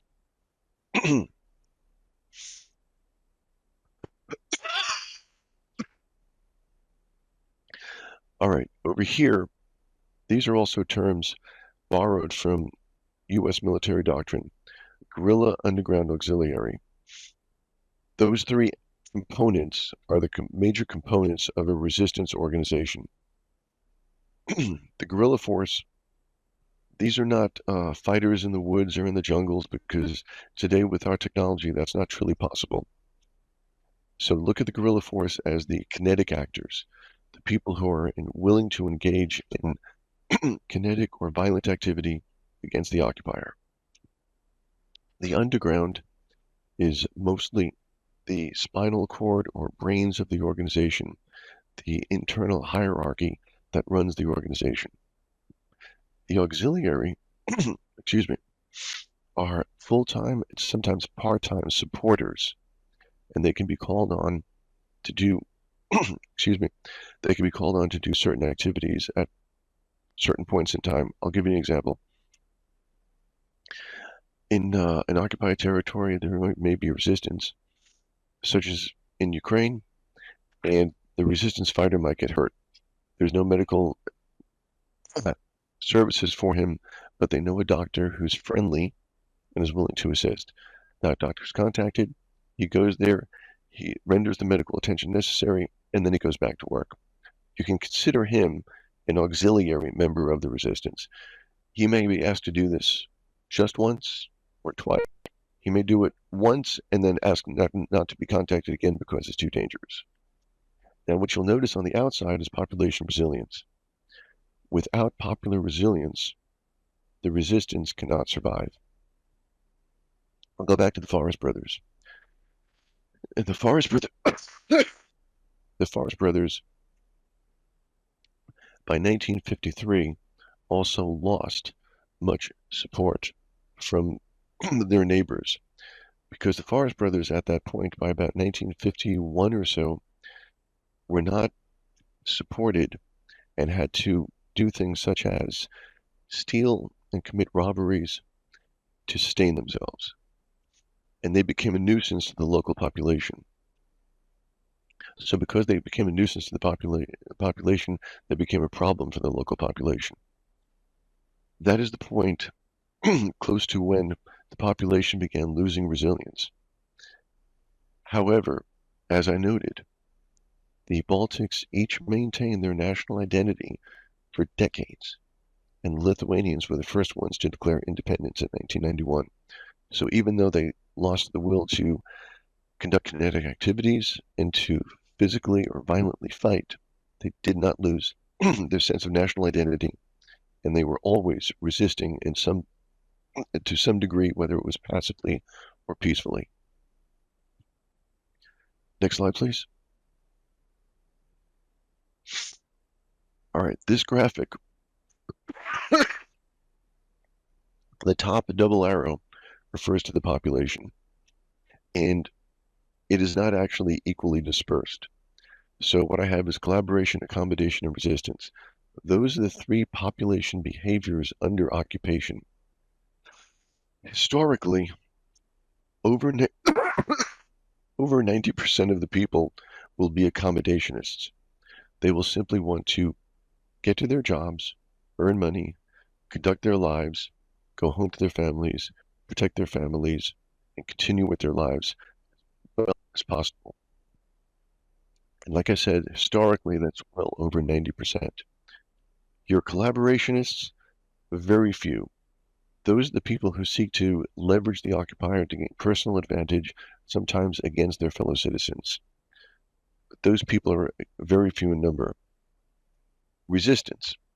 Those who are more resistance-minded, as in willing to engage in kinetic activities against the occupier, or even are much fewer than accommodationists. A few months ago, I was in Taiwan, and one of the things I did was do a presentation to one of their classes at the Ministry of Foreign Affairs to some mid-level diplomats, and I was restricted from talking about resistance because politically it's very sensitive over there, but I was able to talk about resilience. Now, even though I was just talking about resilience, one of the members of that class asked me about resistance and seemed disappointed that there was a poll taken, and the poll revealed that less than 5% of the Taiwanese would be willing to engage in active resistance against an invader, and he was disappointed. What I had to point out to him was that that's perfectly normal. Less than 5% of your population will engage in active resistance against an occupier simply because they're not trained, and it is a very dangerous thing to do. So if you imagine foreign troops walking down your street, a family there may have weapons, firearms. The father is not likely to take out that firearm and begin shooting at the occupying troops. He has a wife, he has a family, he's putting them in danger. So resistance is very rare, very unusual, and it needs to be prepared for. And in the ROC, what we did is put attempts to explain that an organized resistance is going to be very small. What I mean by very small is several hundred to several thousand, depending on the size of the overall population. Now, the lower arrow there is the resistance organization, auxiliary, underground, and guerrilla. Your guerrilla fighters are, again, your kinetic actors, and they are the most resistance-minded. Then you have your underground, who are resistance-minded also, leaning a little bit towards accommodation, and then you have your auxiliary. Remember the example of the doctor that I gave you. That doctor is accommodating. He's trying to get along with his life, and he does not want to be caught up in violence. But he may be able to help sometimes. So he can be a member of the auxiliary, even though daily he's much closer to an accommodationist. Next slide, please. All right, just quickly on Ukraine. Ukraine passed a national resistance law in July of 2021, which came into effect in January of 2022. They passed this law very much based on their interaction with some Americans down in JSOW, and they had already translated the ROC. And in the ROC, the first appendix is establishing a national legal framework. Their law is about 40 pages long. I translated it and read the entire thing. And what it does is, very smartly, it puts their special operations forces in charge of their resistance organization. So their special operations forces is in charge of organizing, training, and equipping resistance. Now, inside the occupied territories, there are organizations such as the Berdyansk Partisan Army and the Popular Resistance of Ukraine and Atesh. Now, Atesh is made up of Tatars, many Crimean Tatars. They may have goals for themselves, such as semi-autonomy after the war. They arose as a group during the war, under occupation. They were not part of the established resistance established by the Ukrainian government. And that is part of the risk of having independent groups establish themselves to fight the occupier, because they also come with political goals. So another reason that a government would want to establish resistance pre-crisis is to take away as much political maneuver room as possible for other organizations, so that the government has its own resistance organization. It is the government-sponsored resistance organization. It likely works through their special operations forces, and it is the organization authorized to act against the occupier. Now, in Russia, there are 2 rail lines that stretch east and west. And if you understand the Russian army, it's very heavy. And what I mean by that is that they use a lot of munitions. So if you've been looking at their conflict in Ukraine, you see them use a lot of artillery munitions. Artillery munitions are very heavy, and the Russians move by rail. The Russian army is very much a army that must move by rail because of its weight. In Russia, there are 2 organizations, one called Stop the Wagons, and the other one called Combat Organization of Anarcho-Communists. Whether those organizations are Russian or whether they're front organizations by Ukrainian SOF, we may not know until the end of this war. But the interesting part is that these things become very murky when you get down to the ground level as to whether you have local actors or foreign special operations forces acting. Now, what I also put in the center over there are acts, which I have up to about August of 2024. You'll see ambushes, assassinations, IEDs, arson attacks, and poisonings. Over time, the kinetic activity has gone down simply because it's more dangerous. So kinetic activity is most likely restricted mostly to Ukrainian SOF. Things such as poison and arson, those could still be done by non-SOF personnel, by members of the resistance or resistance-minded people. Now, the intended effect that the Russians want is to separate out the resistance. And what the Ukrainians and the resistance want is to prevent Russian consolidation. And the methods of Russian consolidation, for anybody who's looking at what's going on there, the Russians are insisting on the speaking of the Russian language, Russian passport, new Russian rules, installing Russian leaders, and that is how they're conducting their political consolidation. Next slide, please. All right. Very sorry. So what you see there, primary amongst what I put out is legal and policy framework. The government has to put out legal framework in order to establish and protect this organization, a policy as to when it's going to act. And it acts under occupation only. This is not an additional intelligence or security agency. So it should not be used against political rivals, and it should not be used against foreign intelligence assets inside the country. It's used only against an occupier and is controlled by the government, whether it's displaced or exiled, and it's established pre-conflict as the easiest time to organize it, train people, equip it, and put together a clandestine cadre for it. Also, pre-crisis is when they can come to agreement with allies and partners for training and support, training prior to a crisis, and support during the crisis. And the focus is always to restore sovereignty and return things to how they were prior to the occupation. Next slide, please.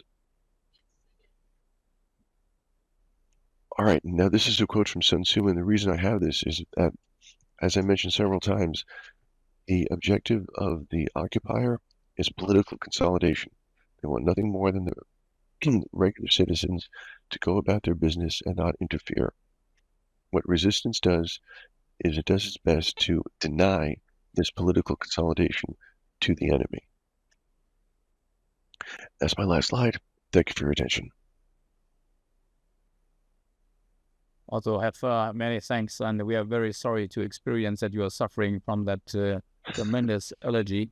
And thanks for your bravery of pushing through anyway. Again, thanks for sharing your ideas of resilience, and especially the resistance operating concept. It's basically about how we adapt, push back, and move forward even in uncertainties. And one of the uncertainties is probably what we get to see now, because we want to see our last speaker of today's panel, and we can actually not oversee right now whether he's present, but we give it a try. Kathleen, would you be doing that? Absolutely. And a quick recovery to you, Otto, as well from my side. So our next speaker basically brings first-hand experience and insight into what resistance and resilience actually looks like on the ground. It's under pressure, in real time, and when it matters the most. It is my absolute pleasure to introduce Dr. Harper, currently serving as the Deputy Director of the Partnership Division at Allied Special Operations Forces Command in Mons, Belgium. He brings decades of experience in strategy and special operations, having joined SOFCOM in 2016 after 10 years as Deputy Director of Strategy, Plans and Policy at Special Operations Command Europe. Dr. Harper's civilian leadership builds on a distinguished 25 years career in the US Marine Corps, during which he took part in operations across the globe. He has been a driving force behind key strategic initiatives such as the Resistance Operating Concept and SOFCOM's Comprehensive Defense Handbook, both of which continue to shape NATO and partner nation capabilities. Dr. Harper holds advanced degrees in international relations and unconventional warfare, with a doctorate focused on the role of special operations forces in international affairs. So I hope to welcome Dr. Harper. Please, Dr. Harper, if you're here, the stage is yours. I am here. Can you hear me? Great. Yes, we do. Thank you. Okay. And I don't care if the camera's working or not, but at least you can hear me. All fine. So we can hear and see you. Perfect. Okay, great. So good afternoon to everyone, and thank you for allowing me to participate. This is an important topic and one that continually evolves, the resistance as well as the resilience part of it. And I'd also like to recognize Pete and Otto. It's nice to get the band back together. So good to see both of you, and we'll catch up later. Excuse me. If we can go to the next slide, please. Okay, as noted here, and as mentioned for a couple of the other speakers, any comments that I make are mine. They're based on my perspective and my experience, which may or may not completely align with NATO or a national perspective. Also at the bottom, and you can come back to this later, that reference that's there, I'd recommend that to anyone. It's actually a NATO document now, and it has a lot of what I will be discussing in there, specifically focused on Ukraine on that one, though that won't be my complete focus here. Next slide, please. So I'd like to frame the discussion using these points that you see there. And I will not stick to my script because I have the distinct honor, but also challenge of following Otto and our other speakers. So I don't want to be too redundant, but I will highlight some of the same points that they've made and then set us up hopefully for a robust discussion at the end. Next slide, please. So if we start with what it is, and that has been alluded to a bit, even starting with Pete's remarks, whether we talk resistance and resilience, which is first and foremost a defensive action or response, but it also begins at the lower end of the spectrum. And that's where irregular warfare, hybrid warfare, military operations other than war. Back in my younger days, low intensity conflict, mid intensity conflict, high intensity conflict, the Lick-Mick-Hick stuff that we used to talk about, and even statecraft.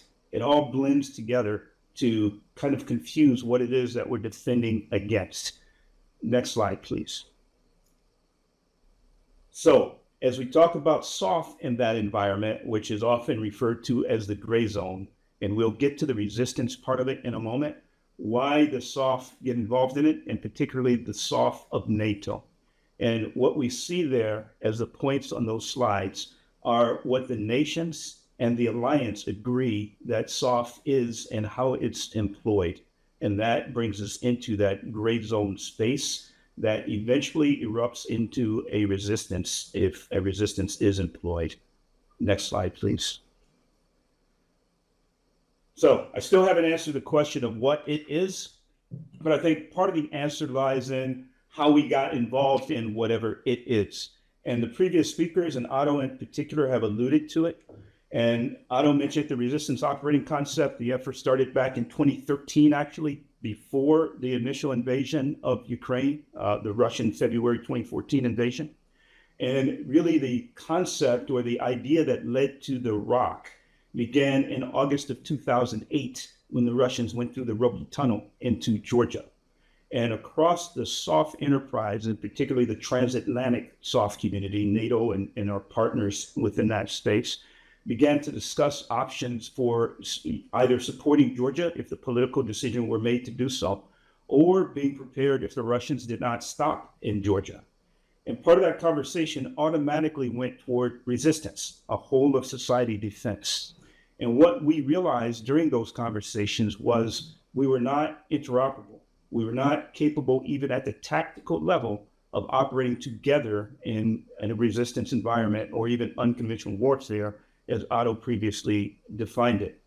Because we started at the tactical level with exercises and that sort of thing, and we realized that our TTPs were not interoperable, and even our language wasn't. And again, I'll refer to previous speakers where there's a difference between a concept of unconventional warfare as defined by the United States and a concept of resistance as a means of national defense. And that particular term, resistance as a means of national defense, actually came out during one of the discussions as we were preparing for the ROC.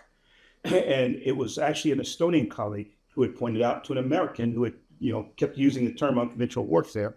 He'd say, hey, look, unconventional warfare is support to resistance. For some nations like mine, resistance may be a primary means of national defense. It's not a response to failure. It's part of our national defense strategy.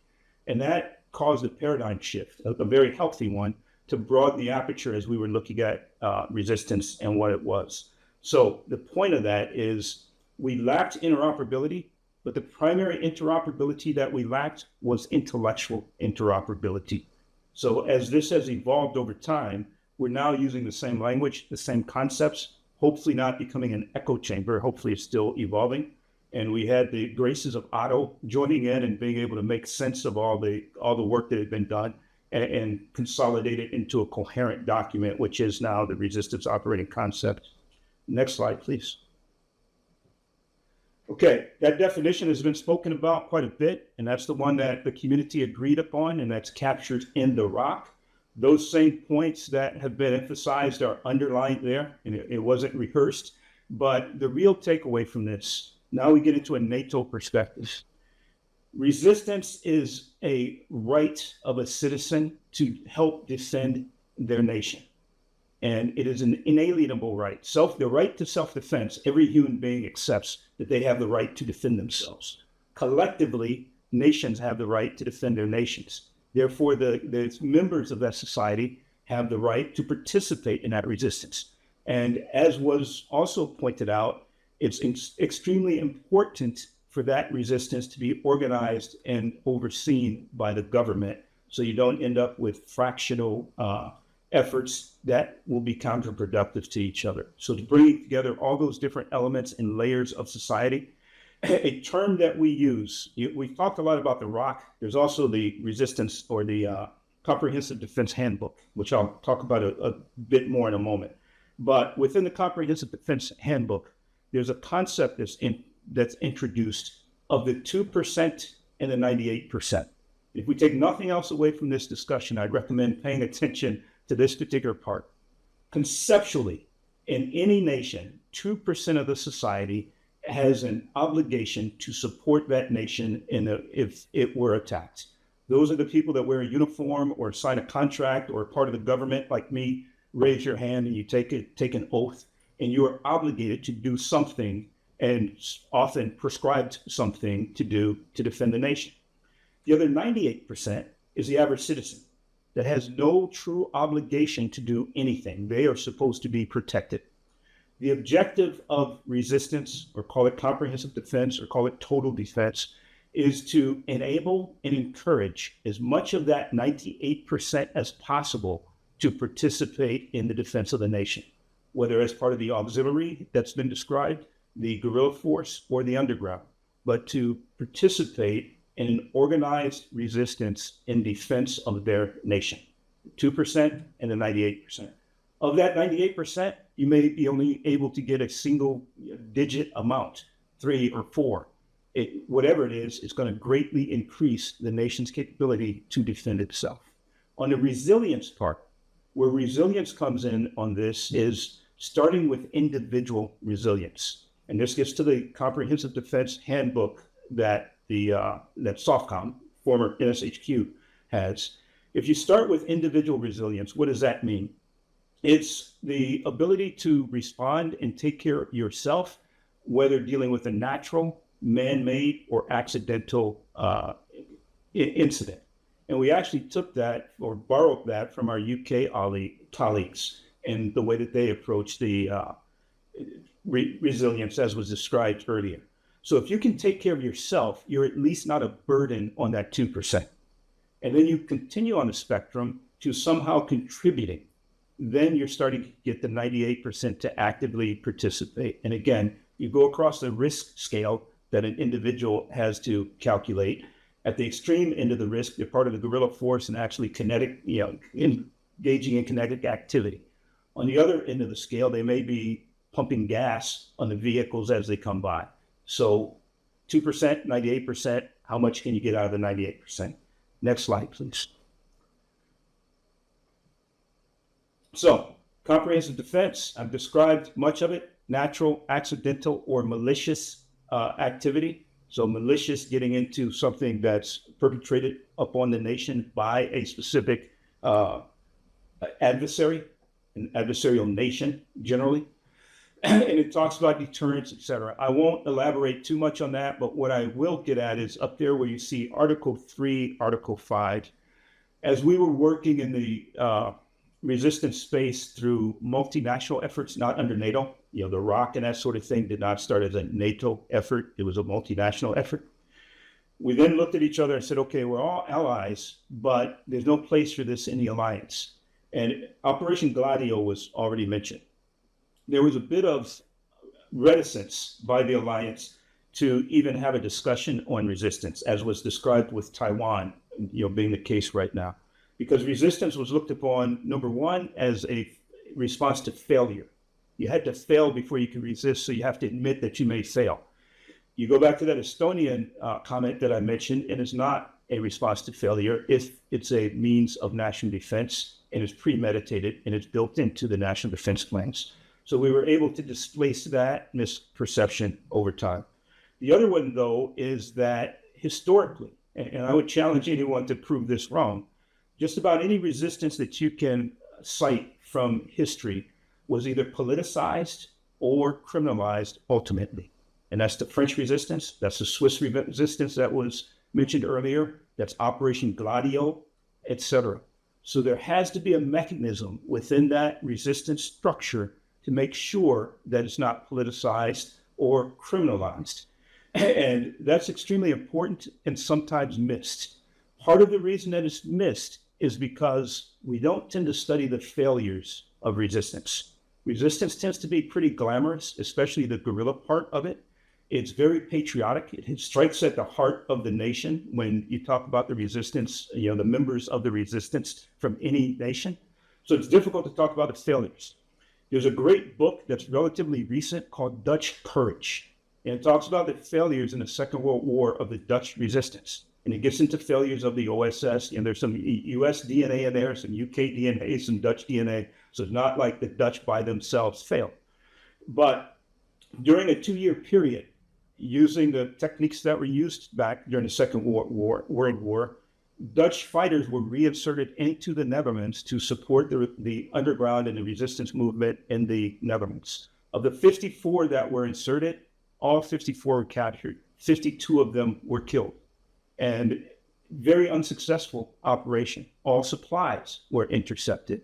And if you dig into that and you look at the whys, there's a lot of lessons to learn from that. So it's important to not glamorize it. So how does this get to Article 3, Article 5? Every nation, according to Article 3, has a responsibility to protect themselves, to defend themselves from an armed attack. That is a requirement to be part of the alliance. A lot of that is the underpinning of the 2%, soon to be 5% responsibility that every nation has to expend on their defense. So if I'm responsible for my own defense, and Article 5 says that you're responsible to support me if I'm attacked, then it would stand to reason that if I use resistance as a means of national defense, then when you come to support and help me, you will be interoperable with me through that Article 5 response. That is not the case, or was not the case in NATO, and that's what led to the Comprehensive Defense Handbook. Nations were more and more set on using total defense, resistance, whatever you want to call it, as a means or a portion of their national defense. Therefore, NATO had to recognize that and make sure that our doctrine, our procedures, and even our thought processes account for that. So the Article 3-5 gap is closed significantly, but it's a continuous effort to completely close it. Next slide, please. Okay, so what are some lessons and observations to kind of sum this up?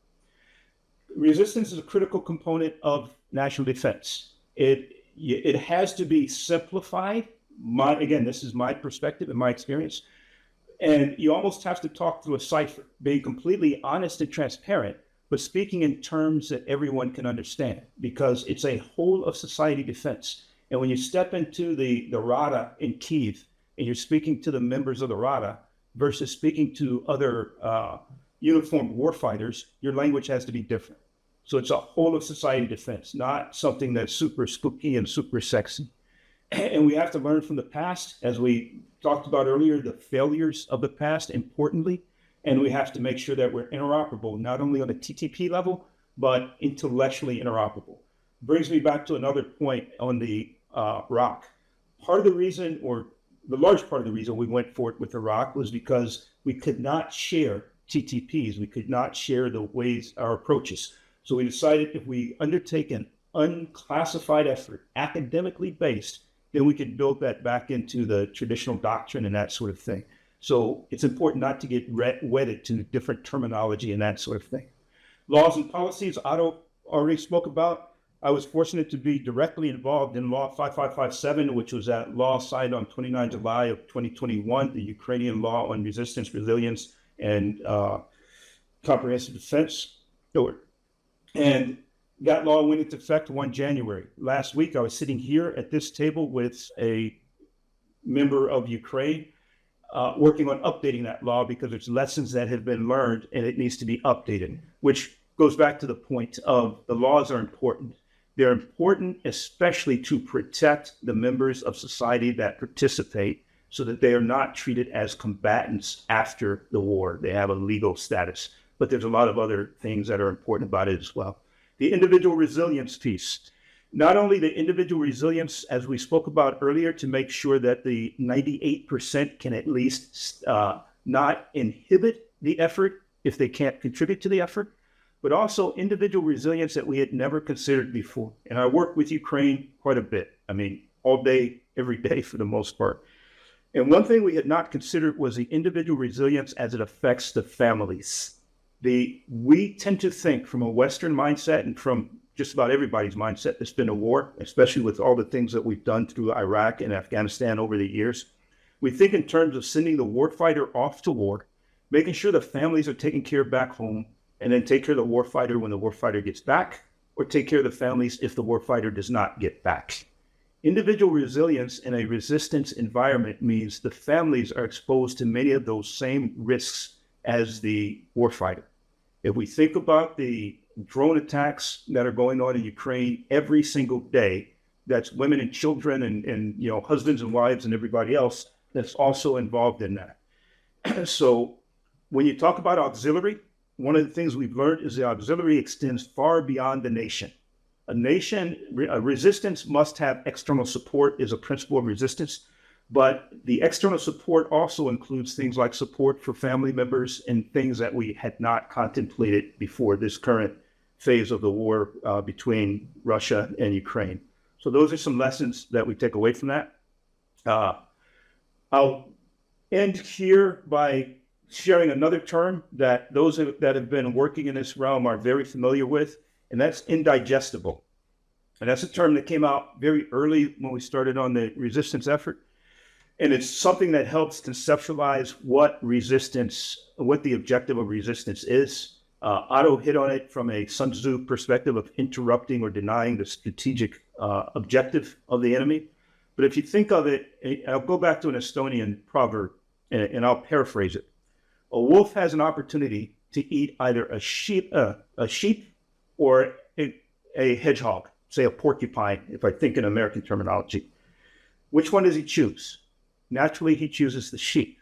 So the nation's objective is to be the hedgehog or the porcupine and be indigestible to that wolf. That is the objective of resistance, is to be indigestible to that adversary that in more cases than not has greater combat power in the traditional sense than the nation that's being attacked. Final slide, please. Okay, the one takeaway from this is integrate that capability across the whole of society. And that gets us back to that boring .mil PFI stuff in NATO terminology and in most national terminology. So, subject to your questions and the panel discussion that succeeds this, thank you again for allowing me to participate in this discussion. Well, thank you, Dr. Harper, for your utmost interesting insights into US and SOFCOM's perspective on resilience and resistance. I'd like to thank everybody for this really inspiring seminar. I think we understand the complexity of the subject on one hand, but also the operational relevance we got to learn about. And I think that topic will and has to keep us busy for the upcoming months and years in mind. Thanks to our team behind the curtain. You cannot see our team behind the curtain, but I can guarantee you there is a technical effort on top of what we have to provide, meaning Peter as our co-host, meaning Kathleen and me. So it's not just us in front of the camera, it's also the team behind. And I also like to thank you the panelists for your presentations and the insight you were sharing with us. Good news is that we will share the material we were actually looking into today with you via our website. So even for those who have been missing out today's seminar, there will be a chance to recapture the subjects discussed and to go back to the topics of interest and the presentations you were interested in, to look them up from our website. And there is probably a final aspect I need to mention before we really close down. So let's look at one more slide, just figuring out what is still to come when it comes to our seminar series. So what is still on our menu as far as 2025 is concerned, and I think that's going to be done by Kathleen. Yes, because that's not the end just yet. In October, we will be back with our next online seminar, AI at the Crossroad, Evil or Chance, a deep dive into the promises and perils of artificial intelligence and the choices that will shape basically our future. Then in December, don't miss Climate Change Uncovered, where we will peel back the layers of one of the biggest challenges of our time and explore real bold solutions. And there is basically a lot more ahead. So what I can say at that point, stay curious, stay tuned, and stay with us. And with that being said, Ralph, I think we're literally done for today. And also, I would personally thank Pete and the Elite Rapid Reaction Call for co-hosting this event, and of course you, our speakers, and the marvelous audience. Okay, let's say goodbye. This was The Hague. This was the City of Peace and Justice, and see you back for the next online seminar in October. Bye-bye. Bye-bye.